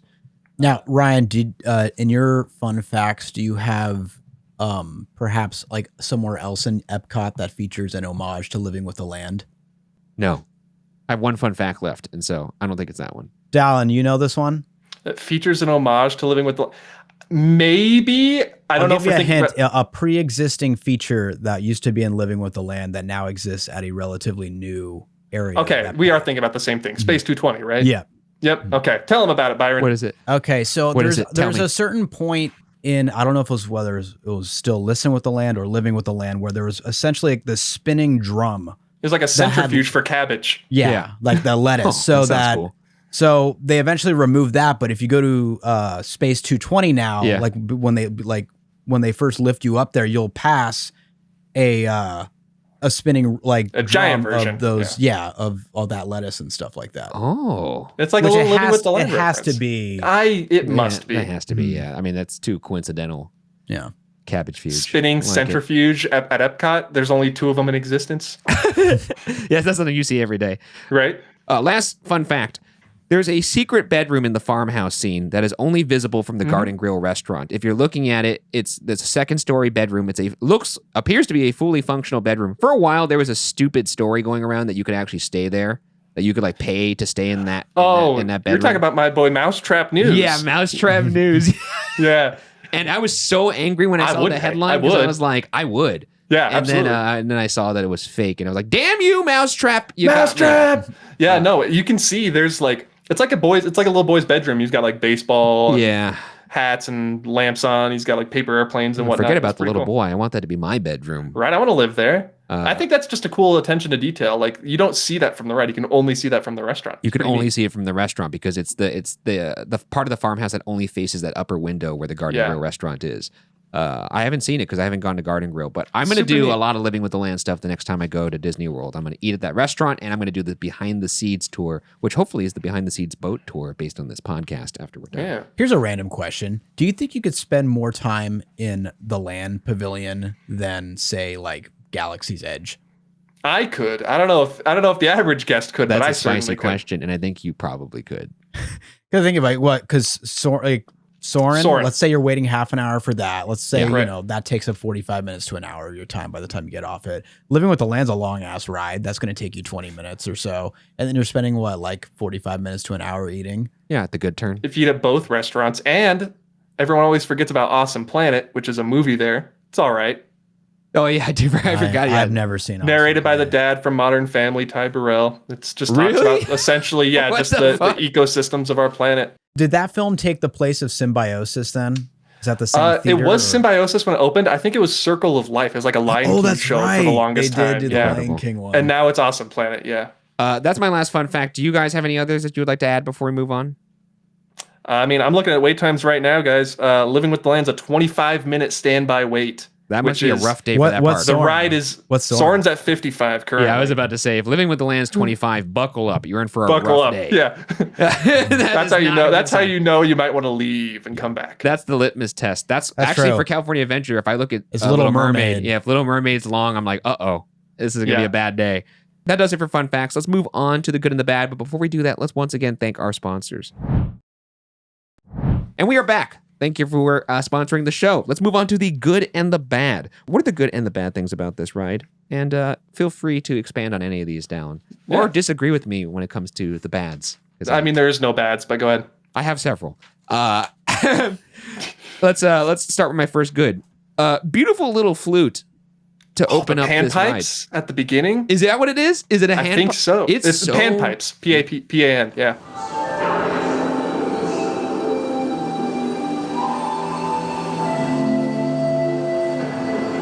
so nice. It just really sets the mood. It gets you into this kind of serene state of being, and it just prepares you to live with the land. Yeah, I feel like this ride, part of the reason I love it so much is it's just like a warm blanket, you know? It's just a nice relaxing ride where you don't have to overthink it. It's not a thrill ride. There's no drops. You just live with the land for 13, 14 minutes. I just love the usage of the phrase "the land." I wish we used it more colloquially in life. Like if I just like, I love the land. Like, if I refer to the earth more as the land, I feel like I'd be a happier, more spiritual person. I feel like I'd want to sit on that porch. Exactly. With that dog. Right. That Sipping some is sweet the tea. world's most appealing looking porch I've Oh, ever Just seen. sitting on that Dude. porch, watch the sun go down. It's beautiful. The rain effects and the lightning in the rainforest is my next good. Spectacular. Also, the lighting in there, they get creative with the lighting. There's like a use of purples and greens and orange. It almost kind of makes that rainforest look like an alien landscape, which is like really fun. Yeah. Also, just incredible soundscape in that rainforest. Like, it is so peaceful in there. The lighting is very, very dim, but also somewhat bright at the same time, which is Yeah. like this weird dichotomy that they accomplish. And then the sounds of the gentle rain, the water moving, you got your little birds chirping, your forest critters, your little monkeys. It's amazing. I wish I would pay to sleep in that area. I'd pay Yeah, to sleep the in any rainforest. of these landscapes, but that one in particular, I love. Me and my buddy Dan, Disney Dan, who was on an earlier episode of this, actually. Yeah. We were talking about on our podcast how they should just do a night where you pay an extra $200 and let you float the Living with the Land River. Even though it's, probably get shocked, it's an electrical hazard. Take all the boats out, give everyone an inner tube, let them float the Living with the Oh, you Land mean River. turning it into like a lazy river? Yeah, lazy river. Oh, dude, that's actually a pretty amazing idea. Yeah. Yeah, just have like a little tray for all your little veggies and food. Yeah. And you could, oh my God. That's a brilliant idea. That's another one on us, Disney. Dude, this is just too many good ideas for Disney that we're we can giving out. merchandise the hell out of this ride. They haven't yet. This is our audition to be a consultant. My next good that I wrote, just all caps. It just says the knowledge. You learn a lot. I love learning in this ride. Look, this ride's going to teach you some things, whether you like it or not. Right. There's that huge like transition room between the actual dark ride portion of the ride and the greenhouse portion of the ride with the screens where they just play the 5 same voice lines on loop all day. But they teach you about recycling and using like salt water to water your crops and how bugs can keep other pests away. It's a great time. Today, we're learning to live with the land, discovering better ways to grow food that will assure both human and environmental well-being. No, and that's actually, I have that good written down later, but I just want to acknowledge the fact that this ride is a 2-parter. You get your dark ride portion in the beginning, which is fantastic, and then you have your kind of your tour portion. Yeah, it's like 2 different things. You get 2 great experiences for the price of 1, which is free. I mean, unless you count the ticket, in which case you would have to divide it up, and you're like technically you just paid like $20 to live with the land. But hey, I would pay $20 to live with the land. Money well spent, am I right? Yeah. The next good I wrote. This ride gives me a peace that I wish I had at all times. I just never feel more peaceful than I do in this ride. There's just something about it. The gentle moving of the boat mixed with the beautiful sights and the sounds. It's really 10 out of 10. Would you say that sense of peace kind of turns you into a little sponge to take in that knowledge? It does, but sometimes, I'm going to be honest, I get so pieced out that I'm not even listening to the VO. I'm just taking in the sights. Like I'm not really learning anything at all. So sometimes I need to live with the land twice. Because I remember last time I went on this, I was like kind of cracking up out of the beginning. I think it's mainly because you bring on people that like have never been on it. Yeah. And you're just like, you realize how slow and dark that start is. It's when you're beautiful, like, I can't really, but then the next thing you know, I'm like, buffalo's hooves contributed to the prairie? Yeah. Like that's incredible. They tilled the soil. I'm going to say something that might be controversial. If you can't appreciate the serenity and the beauty of this dark ride portion, I think you might be a Neanderthal. There's something wrong. Yeah, like we said, it takes a high IQ to understand living with the land. You don't deserve Guardians of the Galaxy Cosmic Rewind if you can't appreciate living with the land. No, if you know can't what I'm live saying? with the land, you can't be living anywhere. And there's something wrong in here. Where you living? Semi-related. There are scenes that I really miss from the Universe of Energy attraction. Yeah. That this attraction still kind of helps fill some of that void. Yeah. I mean, look. I mean, this is actually another controversial thing here. I believe this. I truly believe this. This perhaps has the most beautifully rendered exterior scenes in any dark ride. I would agree. But they're absolutely gorgeous. And I'm thinking about because what are the other heavy hitters? We got pirates. And those are very buyable. But Mansion goes outside in the graveyard. But not like. That's a more whimsical way. Yeah, it's not like a landscape. This is like photorealistic, like actually putting you in the environment that you would actually buy you're there. Like I do believe that I'm in the rainforest. I do believe that I'm out in the desert or that I'm in the prairie by that farmhouse. The farmhouse in particular is absurdly beautiful. And I feel like over the years they've potentially plussed it in a good way where they have like very minimal projections, but more just kind of far in the back. Oh, I know, like but clouds. The clouds. Yeah. The cloud landscape in the background, so tastefully done. It's just fucking beautiful. It's a masterclass, absolutely. Masterclass, exactly. I do believe that these might actually be the most beautiful exterior scenes I've ever seen in a dark ride. It's insane, yeah. And then you have like the rain falling down where it's like a projection on the wires strung from the ceiling, so it looks like it's like, it's great. A brilliant blend of practical and kind of like projection effects, which normally I would never say. I typically like everything practical, but the rain projection actually works really well. The clouds projected in the backdrop of the prairie, beautiful. The biome versatility in this ride, also something I wrote, just like the ability to change the climate to make it feel like you're in the desert, that you're in the prairie. Right. Really cool. Yeah, because you were talking about how you feel immersed in this environment, and you can like Jungle Cruise. Yeah, you're in the jungle, and that's awesome. You kind of feel like you're in the jungle, but you don't go from the jungle to the desert to the prairie to this home in Jungle Cruise. And they do all of that in living. Yeah, and you're outside, so it makes it easier. Like a dark ride, show building proper ride, nothing comes close to this. I agree. And I might be crazy. I'd like to hear some people say some alternates, honestly, and I don't think you can. Maybe pirates. Maybe pirates. It reminds me a lot of the Primeval World.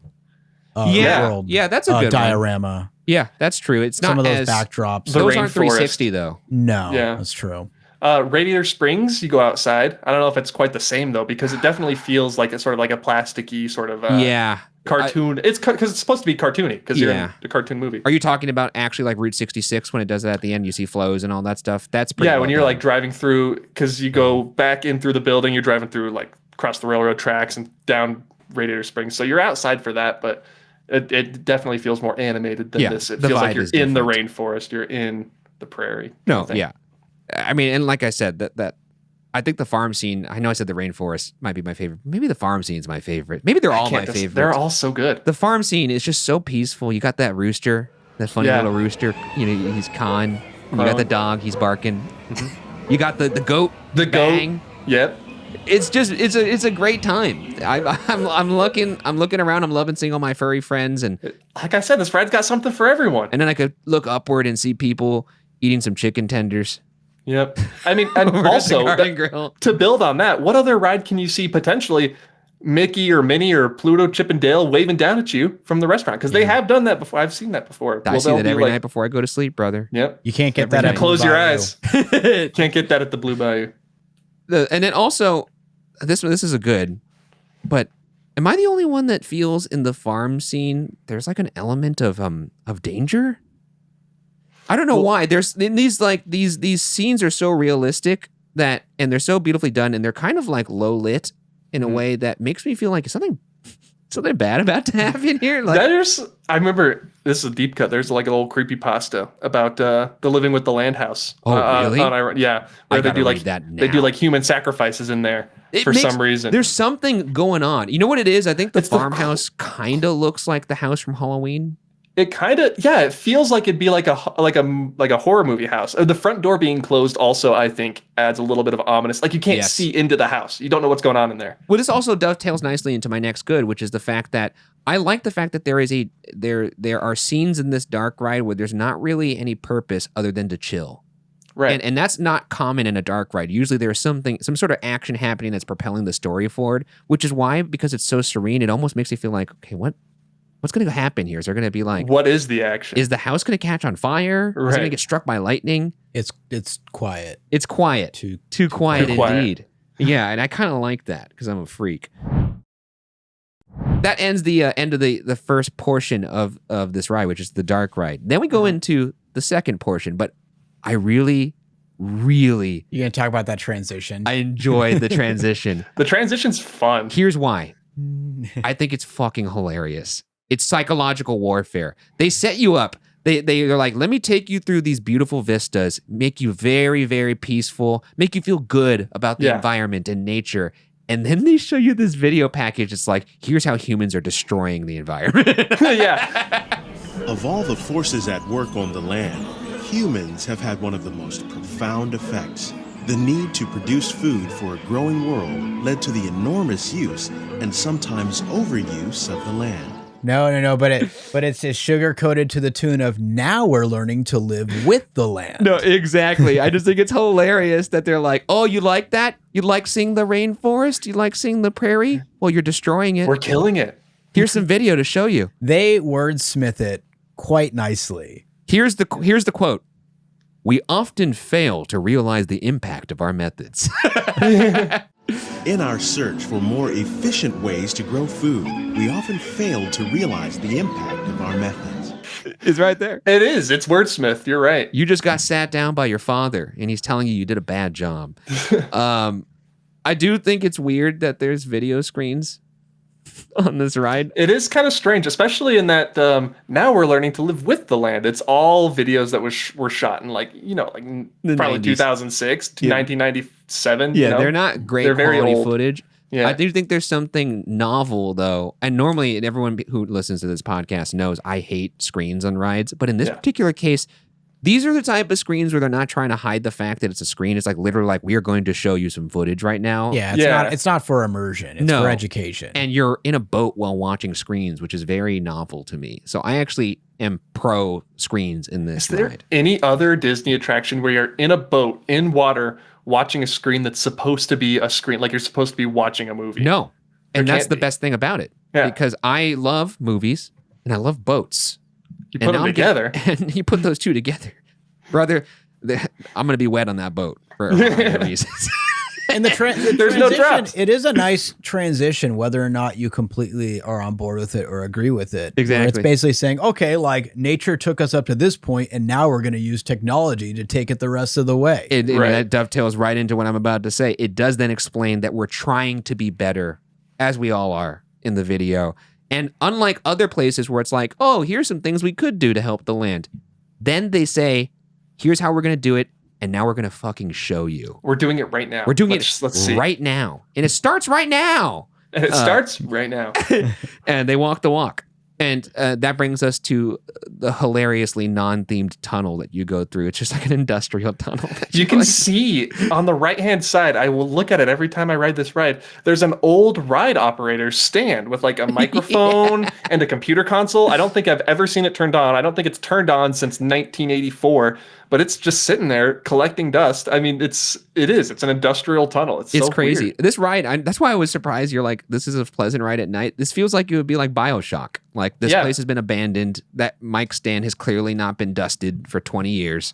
And that's why I love it. But this first reveal of the greenhouse, when you go through that tunnel, absolutely spectacular. And if you time it perfectly, like Byron and I did accidentally that one time at Magic Hour, it takes it up to a different level. I mean, it's truly great stuff. Yeah, it's like a show scene, but it's done entirely with a real plant and the real sun. Like it's not fake. It's beautiful. Yeah. And then also one of my favorite quotes in the ride happens in this first greenhouse. They refer to the ride as, it says, quote, "Welcome to our living laboratory." The living laboratory. Living laboratory is the most metal thing I've ever heard. Welcome to our living laboratory, where scientists from EPCOT and the U.S. Department of Agriculture are exploring innovative ways to produce bountiful harvests now and into the future. I'm going to just start referring to the Watcher HQ as the living laboratory. The living laboratory. It's very good. Love the different plants from different parts of the world. We got the tropics in the first greenhouse. The tropics are home to the greatest diversity of plants on the planet. Many of these, like papaya, bananas, cacao, coffee, and rice, are well known around the world. Then we got the temperate in the second greenhouse. That used to be the desert. Then there's the string greenhouse that's all about vertical growing. These plants are definitely on their way up. Innovative growing techniques like these increase yields while more efficiently using resources like water, fertilizer, and pesticides. And then there's the creative greenhouse, which is just showing the future of agriculture. Yep. And I think they actually use something there called aquaponics. The aquaponics system on your left combines hydroponics with aquaculture. The fish provide a natural source of fertilizer for the plants. Yeah, aquaponics. It's a fine mist of water and nutrients sprayed directly onto the roots of the plant. They just spray it onto the roots. It's crazy. You can see it all happening, which is the best part. What is this fucking ride? They also talk about fish poop. I don't think there's any other Disney ride that talks about fish poop either. I bet you when kids get off this ride, they turn to their fathers and their moms and they say, guys, I want to be doing aquaponics when I grow up. I don't know what that laboratory was. I don't know what that living laboratory was, but I'm going to go into aquaponics, I think. The other dorks are getting on mission to Mars or whatever, or mission space, and they're being like, I want to be an astronaut. The real ones are getting on Living with the Land and going, I want to be in that greenhouse. I want to spray those roots. I want to spray those roots right now. This is a good, and it could be considered a bad. And I'm only saying this because I'm basing this off the experience of taking my 10 friends onto this ride. When we first got on this ride, we got to the first greenhouse and they were like, wait, what? Are we just looking at plants now? Like, are you seriously like, we're going to miss our reservation for for Space 220 because you want us to look at these plants? And I was like, just wait, it gets better. And then we go to the next room and it's the fish farm. And the fish hallway. And they're like, whoa, okay, I guess they're farming fish. And then we go back and it's just more greenhouse. More plants. Yeah, you go back to the plants. It's so funny Because if you're not enjoying this ride, you have to feel like Disney's trolling you. It's like, wait, so okay, you show me a greenhouse, then you show me the fish, and now you just show me more greenhouses. Like, what is the nature of like this progression that we're going through? They were here? upset when the first greenhouse was revealed, and I started dying because I was like, You "Oh knew my there was god!" three more? You have like 3 more to go through. We should have told them that they would better appreciate the lettuce tunnel in the missions, the Space 220. I don't think they were ready to hear that. I don't think. That's too deep lore for them. And honestly, I think it's even better because at the end of the ride, if you're not liking living with the land, don't worry, because I don't know if this is in the bads or whatever for you, but the very end of the ride, your slow moving boat ride gets even slower. Yeah, it's as incredible. you go through the hall, as you go through that last, very, very last scene, you are in that hallway surrounded by panpipes music for like a solid 4 or 5 minutes. It's incredible. I actually have this as my last good, but I'll say it now, and this is why I'm a little sadistic. This ride is relentless. If you don't enjoy this ride, they don't care. You're gonna live with the land and you're gonna like it. You're gonna learn today, and you're gonna like learning. Yeah, you have nowhere to go. They know they have you hostage. Yeah, you can't step out of your boat. They'll kick you out of the park. You can't step out of your boat that you could clearly step out of because it's moving so slow. Yeah, and yet you can't. You're gonna look at cucumbers. You're gonna look at pumpkins. Look at this ghost pepper. Yeah, you're gonna look at some fish. Park closes in 5 minutes. You have a Guardians of the Galaxy Cosmic Rewind boarding group. Too bad. Too bad, buddy. Here's some hydroponics. Just pictures of a farmer. Some pictures of a farmer. Here's a picture of 20.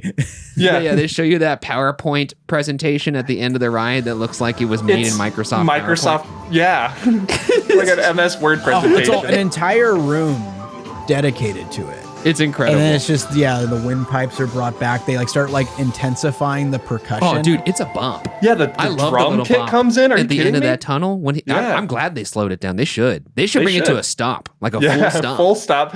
Let us sit in there for 10 minutes. It's going to be great. I'm loving also that in this tunnel they do one of my favorite things that they do in movies, which is they say the title of the film. Like when Doc says, "We got to send you back to the future." I like that in this ride. Together, we can continue to find more ways to increase food production and protect our precious natural environment. Only then will we truly be living with the land. Something like one day we will truly be living with the land. Like it's truly be living with the land. And I'm sitting there nodding my head like a Pez dispenser. Like, I'm doing it right now. I'm living with the land so hard right now. He said it. It's so good. I love it. This will be my last good. It's extremely satisfying just to see the efficiency. I have like a very anxious mind, so like seeing things that are very controlled, just efficient. Yeah, they're very satisfying to me. Like the loop of the fish help the plants and the plants help the fish. It's like it's just I like symbiosis, you could say. Indeed, synergy. Those are all my goods. Does anybody else have any other goods before we move on to the bands? Never breaks down. Never breaks down. I love a good ride with a low wait time to high ride time ratio. Oh, that's true. Like Pirates. Money. Low wait time, high ride time. This is the opposite of Tron. Yeah, it's the opposite. Because Tron, you wait for an hour for a 1 minute ride. Living with the land, you wait for 1 minute for a ride that could potentially, if it gets backed up, last upwards of 20 minutes. It's a great time. I've never been on it when it's got it backed up. I've been, Living with the land backup is a great time. for us, probably. For us, everyone that's like, dude, we are literally gonna miss our return time. We have to be at Italy in 3 minutes. Yeah. The terror. The cabbage also that they use to spell out different things. Every now and then, if there's like a different event, you'll go through that's awesome. the greenhouse. It'll be like for the Disney 100 celebration they were doing, there was a big 100. For the 50th of Disney World, there was a big 50.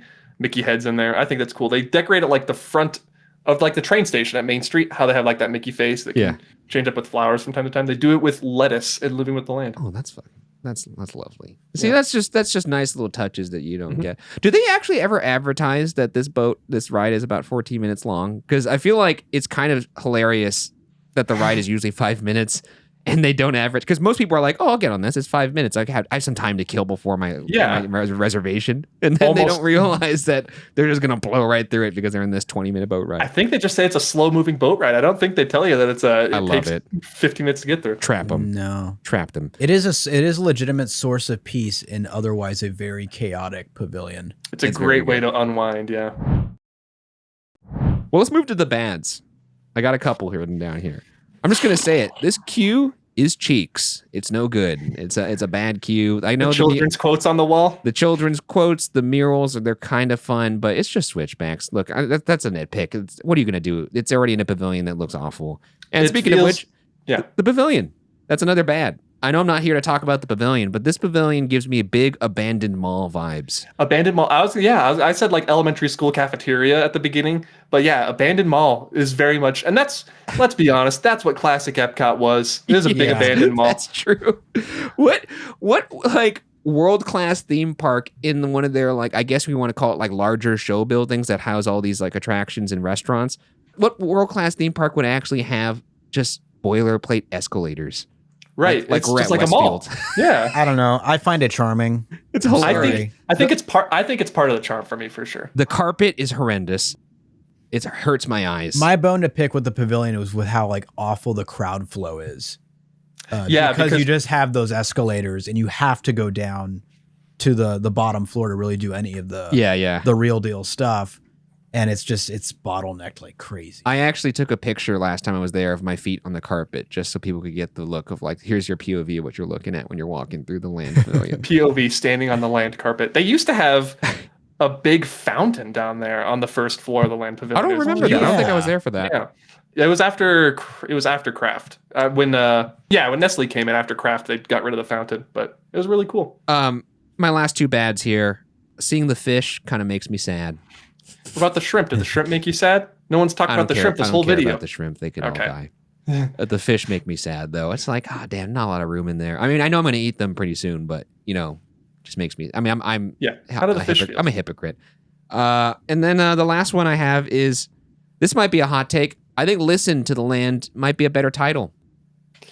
I think they're both good, but Listen to the Land is, it's like more of a, you're working together. You and the land are working together to do this. You could see it that way. You could see it as like, oh, we're listen to it, be in the harmony. But I also see it as like more like aggressive. Like, let's take some action. Hey, listen to the land. It's telling you. Do what it's saying. It's telling you it's hurting. So listen to it. And that's why I kind of like it. But I do agree that you can't be like, we shouldn't go listen to the land. Oh, actually, you could say that. You want to go listen to the land right now?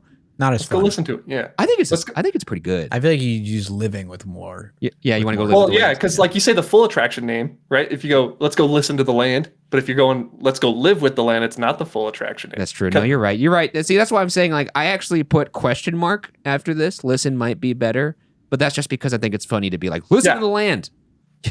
You jackass. They should just put an exclamation point at the end of that ride. I bet you this ride would have a higher wait time if it was listen to the land exclamation point. You're right. Yeah.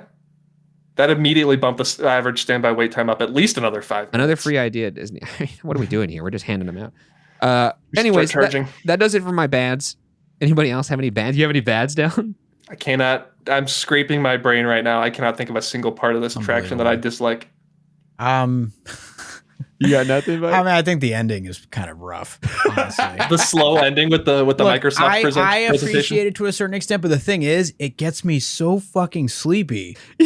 It does take a turn long time to get through it. It gets you, it gets you sleepy just in time to get out. That's and a pretty big bad. Like, I like the ride. It's just the ending makes me real sleepy. like It's really, really- it's like the knockout punch, and then the drums kick up again. I'm like, oh, I have to get out of here. The Yeah. bad is that I have to get off, which almost is a good. Yeah. I almost feel like they need to have like another boat waiting at the station with just recliners after, and then you could lap it. And if like you're willing to lap it, they give you the recliner to take a nap in. Yeah. For a Honestly, second, yeah. take a second spin. On that note, too, another bad that I'm just going to add here off the cuff. We'd be remiss if we just didn't mention and acknowledge the fact that most people will not enjoy this ride. They will not. They won't. It's not thrilling. Young kids or people who don't get EPCOT, I guess, who don't not that they don't get EPCOT, but just like don't understand like the charm, the kind of tongue-in-cheek charm of EPCOT. Yeah, I probably wouldn't get this. The people who probably won't like this ride are people, young kids, people who like thrills, people who like fun, The majority of park guests. Yeah, people who want to be entertained. people who want to be entertained, Yeah, and not lectured. people want a ride that moves faster than 1 mile an hour. And then lastly, idiots. and stupid people. And stupid people. I get it. Look, I'm just saying this because people are probably going to be saying these guys are not acknowledging the fact that this is a very niche ride that most people will not enjoy. And to that I say, you're listening to a niche podcast. So That's true. You know, what are you doing? What are you doing? You knew we were gonna love this ride. Theme park heads love this ride, and I do think there is an art to it. And that's all I'll say. But we'll see how it fares in the world. And hopefully class. with this podcast, even if you don't like this ride, hopefully listening to us gush about it for about an hour and a half now, you've come to realize that maybe there are some cool things in here. Hey, look, Lord willing, you could lead a horse to water. You can't make him drink. It does have a cult following, like a legitimate cult following. It does have a cult so following. there is And that. Dallin, actually, when we were talking about this before the episode, had mentioned that this has started to develop that over the last couple of years. Yeah, like Gen Z smart. They're smart. Yeah. They But as I understand. mentioned, Dallin, you're like the #1 ambassador for this, so you might be leading this charge. I get that a lot. That people are like, you're the people mover guy, and you're the living with the land guy. And You're mayor of the are- land. I am. What is his name? The land master. You're the land. They got- wait, what was it? They have to the land dedicate an keeper? animatronic of you What was it? to the prairie scene or something. the of that land sort. keeper. You're the land keeper. I will wear. Heavy is the head that wears the crown. I will accept the title of land keeper if I must. You must. I'm telling I have you to must. And as even just recording this podcast, we are spreading the good word of living with the land. I think so, and it needs to be done. And with that, let's see how it fares in the world class tests. But before we do that, let's once again thank our sponsors. And we are back. It is time for the world class tests. I'm terrified because this is a very objective test that we're going to have to be objective with as we run Living with the Land through this. Okay. This is a rubric of 10 tests painstakingly devised by Byron and myself to determine if an attraction is world class. To receive the highly coveted world class pass, the attraction must pass 7 out of 10 tests. A score of 6 out of 10 leaves the attraction up for debate for world class pass standing, and anything lower than 6 out of 10 is an automatic fail. I've been seeing some comments recently that people were saying that like we should make the world class pass be 8. 7's too easy. You think so? I feel like that's harsh. C's passing, you know? Right. Yeah, It can't be middle of the road. It can't be middle of the road for it to be world class. You know. That's fair. We don't have to litigate that here. All right, let's move on to the first test. The average tourist test. Would the average tourist have a hard time getting on this ride? Would they have a hard time getting on this ride? No. It's very easy to get on this ride. It's an incredibly easy ride. Yeah. There's no complicated queue system. You could do a lightning lane if you're a silly person. You're a very silly person. But you know, this is an incredibly easy ride to get on. There's usually a 5-minute wait. Unless you don't know it exists. Unless you don't know it exists and you get turned off by the abandoned mall vibes. Honestly, I think Soren saves this. Yeah. For me. Yeah, because if Soren weren't there, no one would go down there. No one would go down Those there. sliding doors would open. They'd see that carpet. They'd make an immediate U-turn. They'd be like, all right, I'm getting out of here. We're going to Figment instead. Yeah, we're going to go to Figment so this guy could fart in my mouth. Let's make this is a pass. This is a pass. I think it's so often overlooked. I think the only way I am giving this a pass is because it's sloppy seconds to Soren. That's fair. It is sloppy seconds to Soren. If we're being objective here, it is sloppy seconds to Soren. If we're being subjective, Soren is sloppy seconds to Living with the Land. That's well. Once you get on both of them, you'll realize that's actually the correct order. Right. If you have a powerful mind. I would say pass, but I'm biased. I think it's a pass. It's a pass.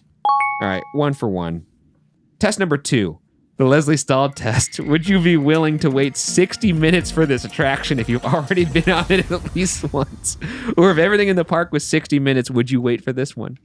So it comes down to the situation for me, all right? Have I already been on the ride this trip? Or will this be my first time getting on it this visit? First time you're getting on it. Subjectively, absolutely, I'd wait 60 minutes for Living with the Land. Objectively, if it's just your average Disney parks goer, they would see that and immediately go to Soren.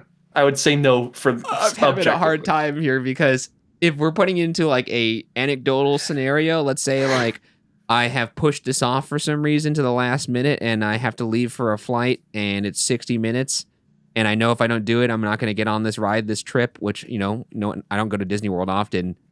I'll get him next year. You're skipping? Byron skipping? I'll get him next year, yeah. Could you even This Could is a you even wild wait 60 for this? I was just about to ask a wild question. What would a 60-minute queue for Living with the Land look like? There's not enough room back there for 60 minutes worth of queue. It would extend up the escalator. Yeah, you have to go up the escalator. You have to get guests walking down the escalator as it's going up to stay in the same spot. It would cause a frenzy. I think they would be the cast members wouldn't know what to do. If they ever announced the closure of this ride, I think we would actually. I think people would show up. I think people would really turn out. I would. Oh, Well, yeah, and but I that's think a you would. crazy I way think to you pass would this. see the hour wait. Yeah. And I would be so curious to see. I But would then wait again, it I don't. then. I don't want it to get to that point, but I am curious. I think this is a fail, unfortunately. It is a fail for me. I would say probably a fail as well. All right. Well, here we go. This is it. 1 for 2. Moving on to test number 3, the smartphone test. Does the queue of this ride have enough to keep you off your phone? Now, this is an interesting question because, like, He's gonna. Do you have- he- do he's you gonna- have enough he's gonna time to bring- go- Yeah, he's bringing people mover logic into No, this one. no. Wait, no, hear him out. I'll hear you out. do you even have time to go onto your phone in this line if you're just walking straight onto the That's boat? not the spirit of the question. The spirit of the question is there enough in this queue to keep you occupied? You know what? You said it yourself, No, let's Dallin, hear him that out. it's- Let's hear him out, Dallin. You have an argument. I can see it. Okay. Okay. This is unironic now. Here for a second. The mural It's on the always a wall. good sign when someone in the middle of their argument pauses and goes, "Okay, Let's talk about the mural. Okay, how hold, about this? Hold on, let me check my notes. There's a mural on the wall that is representative of the 4 seasons. You got summer, you got spring, you got winter, and you got fall on there. I think that's pretty cool. The George W. Bush quotes and quotes from Ashley, age 8 from Plainview, Illinois. I don't know if that's super I gotta say, immersive. if you're trying to sell your offerings to me and one of the highlights is George W. Bush, you're not doing well. That's what I'm saying. It's not quite the queue experience that it should be. I'll give them that. But what can you imagine, like, an interactive queue for Living with the Land if they closed it and redid the whole queue and just made it like If they made modernized the it? whole land pavilion kind of look like the dark ride portion, like if they made it look like, for instance, the queue for E.T.'s Adventure, Yeah. that would be amazing. Unfortunately, it is I would just metal switchbacks and a couple murals slapped on the wall with Yeah. some quotes. Yeah, I'd say- I mean, well, Dallin, how long did you say that queue was today? The queue today, I think it was up to 25 minutes. It has since dropped to 15, but it was And then it was all-time 25. average is still 10. So, I mean, you're not pulling your phone out in the 10 minutes. No, That's- we're not going here. You don't That's think no so? way. I'm pulling the I- phone out in the 10 minutes. Oh Like, wait, okay. That's what I I'm thought saying. you were I'm trying to saying make is the like, argument that if because the you don't have enough all-time time for your average phone. wait time, and there are times where this is over a 20-minute wait, there's no freaking way you're not pulling your phone out. True. No, that's true. You're gonna be enamored by the George W. Bush quote. Bush quote, and and move on in like 3 to 5 seconds, and then pull your Right. phone out. You're looking at those murals, the 4 seasons, in about 4 seconds, and then A second a season, I think that's yeah, fair. there's 1, 2, 3, 4, all 4 of them. I see them. Yeah. No, I think this is a fail. That's fair. Just for posterity's sake, is it a fail for you, or are you going down with the ship here? I can't, in good conscience, give anything Living with the Land related a fail, but You know already did what? it once. The- You the- already did it once. The that's because I'm in bad the conscience. right wooden now. switchback railings, very nice touch. You don't find those anywhere else. Yeah. Holy moly. You don't find those. I'm giving it a pass. That's fair. Byron just convinced me. Byron, are you going to fail it? I'm gonna fail it. Okay, well, that's the. All right. Well, I guess I stand alone on You this. do hill. stand alone indeed. You're going down with the ship. I'm going I down with the respect Living it. with You're the like those Land guys shit. playing in the Titanic. You play that violin. I'm truly living with the land. Here. Yeah, you are. You're going to live and die with the land. Yeah, dying with the land.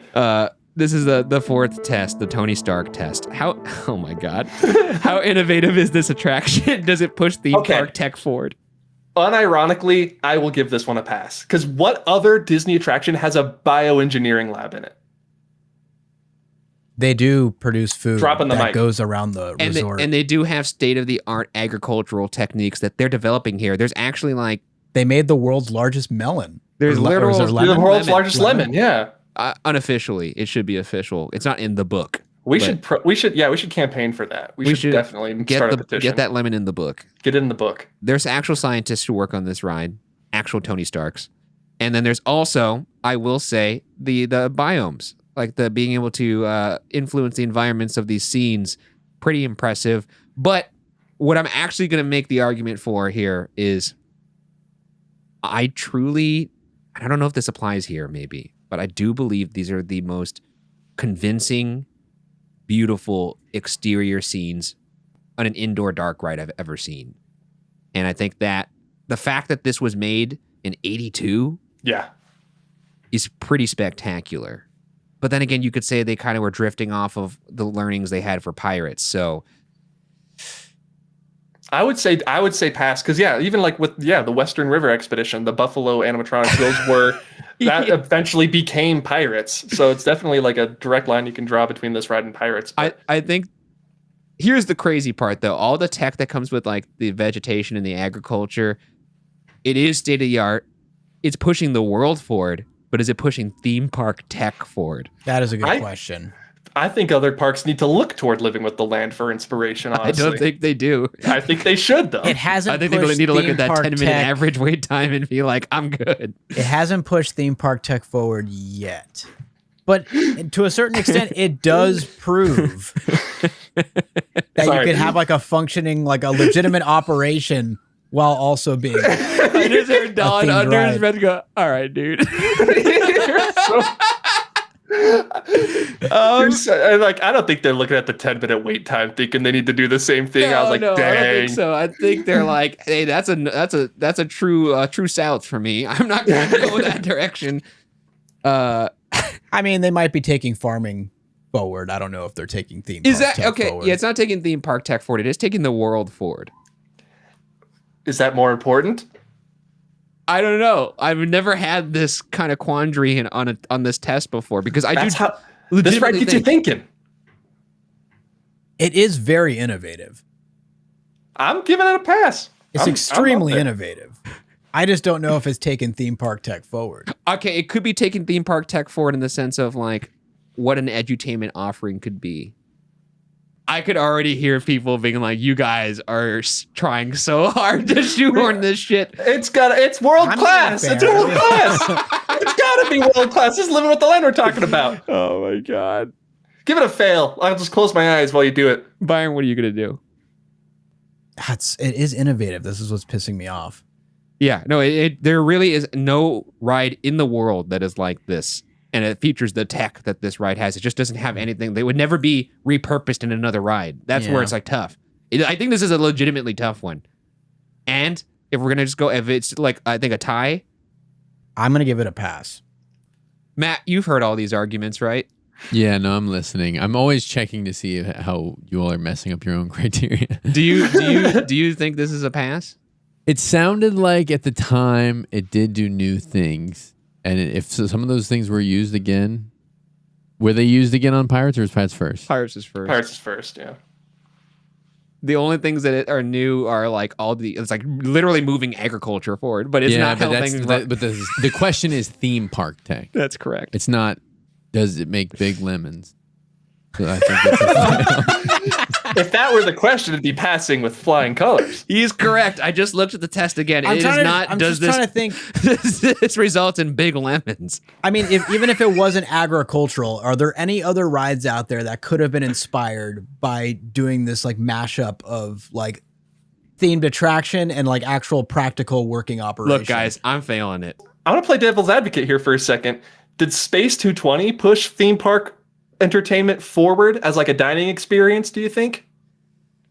Because Living with the Land inspired sort of parts of Space 220. Think about it. No? Am I stretching too much? No, I'm failing it. I can't do this anymore. All right, fail it. Byron passed it. It's up to you, Dylan, actually. I'm passing it. I'm giving it a pass. All right, then it's a pass. Biotechnology lab. Are you kidding me? My credibility is fucking gone. It was never there. Byron, you are standing up for Living with the Land. You're standing up for the best ride at Epcot. Everyone respects you for it. Trust me. And look, everyone knows I have the most credibility when it comes to this rubric. The seesaw's tipping. Test number 5, the Hollywood. Oh my God. The Hollywood test. Can this attraction be adapted for the silver screen? Absolutely. Have a comprehensible story. 100%. No, it doesn't. How? You ever seen a little movie called Interstellar at the beginning where they're trying to learn how to live with the land? Right. I did hear they didn't live with the land well. They failed. They weren't listening to the land. No, they weren't. Yeah, if they'd been on the ride, they probably would know what to do. But no, that would have never happened. McConaughey never goes to Epcot, so No. There's no argument on earth that could be made for this being adapted. Living with the Land, the film. What about like a nature documentary? I've made the argument for documentaries before, but they usually are documentaries that kind of like tell a story. This one's kind of just listing out. That's fair. Polite, like for example, the studio tour. I actually considered that passing the Hollywood test because I think it told the story of the Universal Studios coming to be. Whereas this, I think it just lists off pleasant facts. Kind of shows you what they're doing with the land and stuff. Like I can't see this being like this very well thought out. Like no, because even the dark ride portions, none of those scenes have a story. They're just like, atmosphere. Yeah, it's just atmosphere, which is why I like it. By the way, I think that it's a privilege to fail this.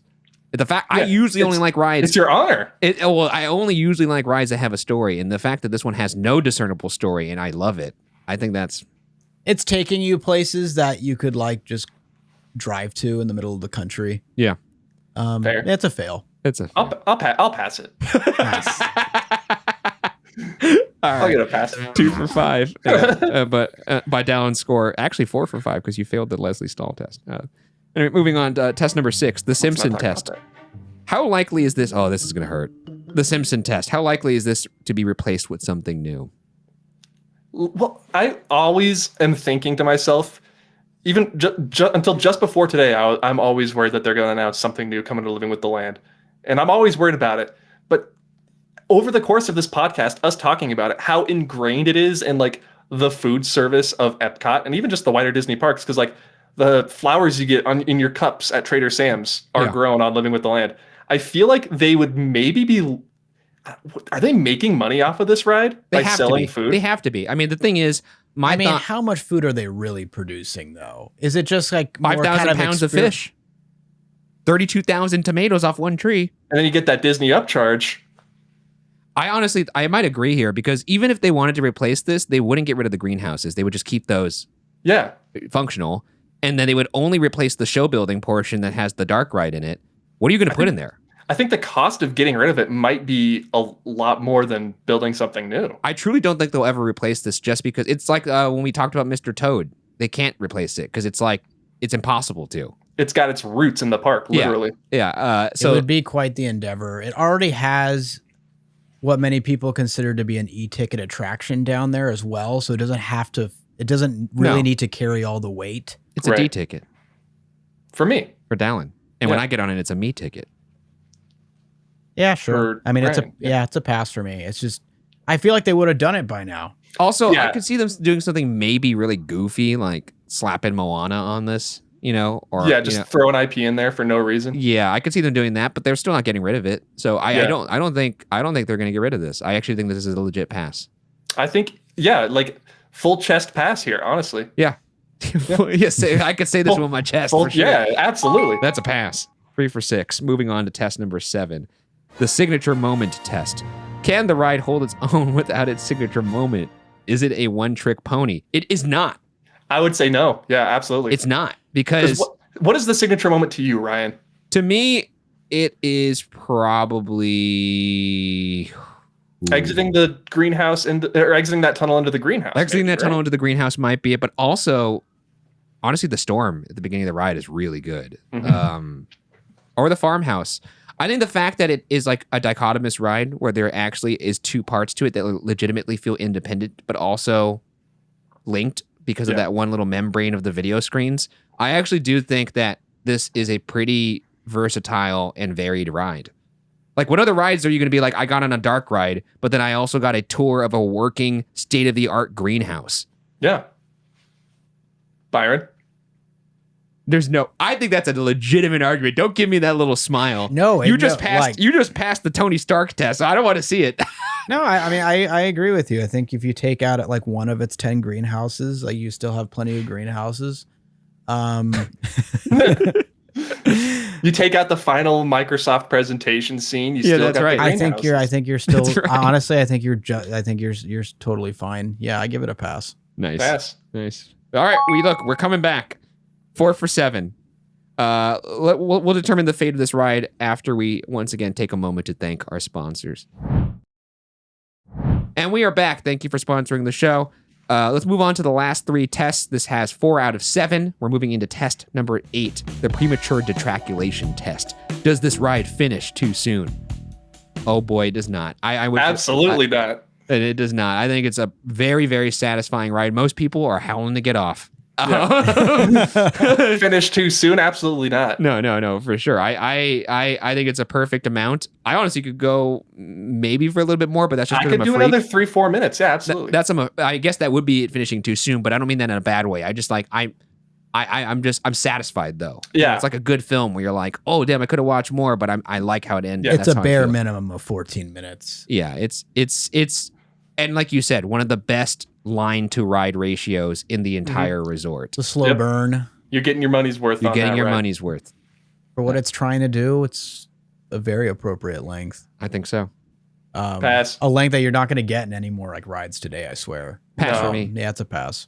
It's 5 I for can't 8. fucking believe Let's this. go. That it's making a It's fucking almost there. run for it. 5 for 8. Let's make a run, dude. Let's make a run. Here we go. I feel a little responsible now. No, yeah, this is you. This is your fault. You're the tiebreaker here. I'm not failing. I'm not feeling anything else. Test number 9, 5 for 8, exit hall test. Do you see people be physically excited getting off of this ride? Do they have that bounce in their step? Pass. Pass. No way. 100%. People are There's excited, no not way. because they got off the ride and they loved it. They're excited to get off of the ride and do something else. That is not.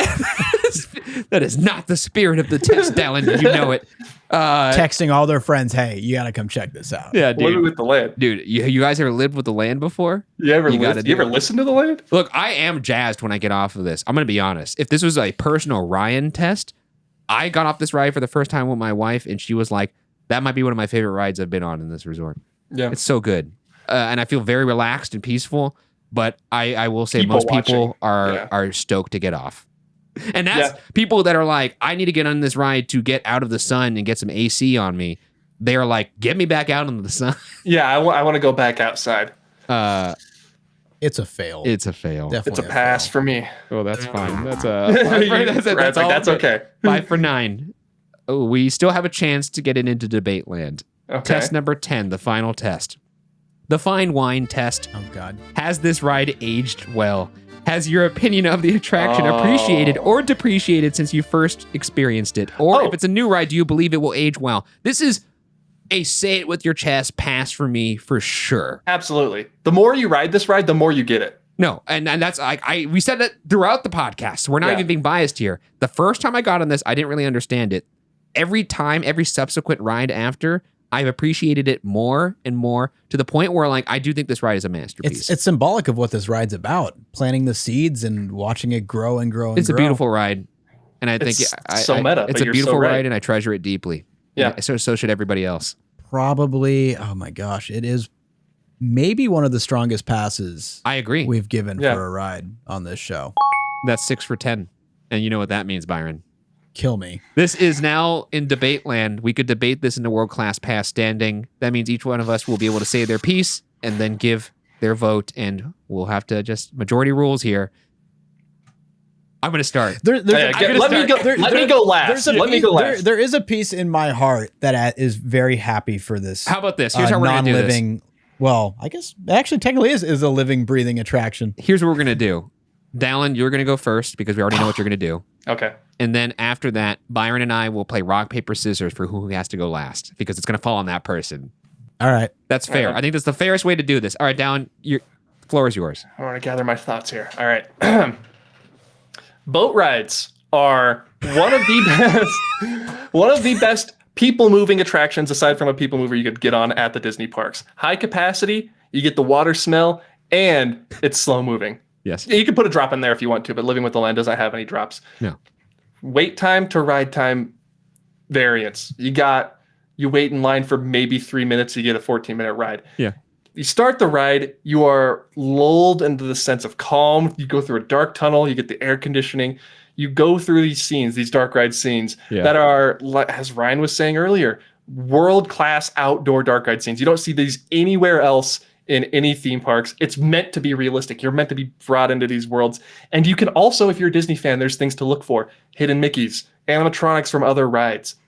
You have the movies that you're watching. It's like you take a little pause in the middle of the ride to watch a nature documentary when they're talking about different ways that they are living with the land. Then you enter the living greenhouse. Not only do you go into a greenhouse, and there's this giant tree with those sun rays dancing just so perfectly through it. The boat comes out of the tunnel at the perfect angle so that it makes it just a beautiful landscape, and you're getting Breaking out the sets. protractor. You're getting sets. You're getting like theme park sets, Easter eggs. Yeah. You're getting fruit. You can take a tour behind the scenes to eat the food of this ride. You go through this greenhouse. You can see it's not futuristic now, but back in the day, you can see these hydroponic techniques. They talk about fish poop in this ride. Come on, for crying out loud. And then you get to the very end, you have the use of scrim lighting up and darkening these different pictures of farmers and this globe symbolizing how we all live together before your boat comes back up out of the ride, and you get off that attraction and you get right back in line because you didn't spend long enough in that greenhouse. And if you go on it while it's glimmering greenhouses, you have the added aspect of the Christmas lights and the projections at night glowing. Yeah. I think Living with the Land is a unique attraction that you can only find at Epcot that is in the spirit of Epcot. I think Walt Disney himself would have dug this ride, absolutely. I think Living with the Land is world-class because it doesn't exist anywhere else in the world, and it's just that good. That's pretty good. Rock, paper, scissors in it. Is with the loser or the winner? The winner gets to decide whether they want to go first or something. Okay. Best out of 3 or just one? Just do one. Rock, paper, scissors. Wait. I thought, Oh, so you're doing 3 and then hit. I thought we were 3 and go. And I won that one too. Damn it. All right, we went 3 and go. We didn't know. Okay. Rock, paper, scissors, go. Yes. Ooh, Yes. okay. I'm going to go first. No, wait. You go first. Wait. Hold on. You can choose. You won. Ryan wins, so he gets to choose. I do get to choose. You know what? I'm going chaos. You go first, Byron. Okay. Boat rides. Been done many, many times before. There's actually 2 other boat rides in the same exact park. They've been used throughout Disney. It's not a novel way of getting riders across. Efficient, yes. I'll give him that. But I don't think that really does a lot of the legwork here in regards to this ride. I think world class.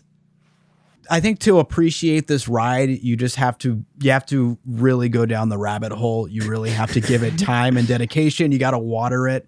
And I think most guests are letting that plant die. Yeah.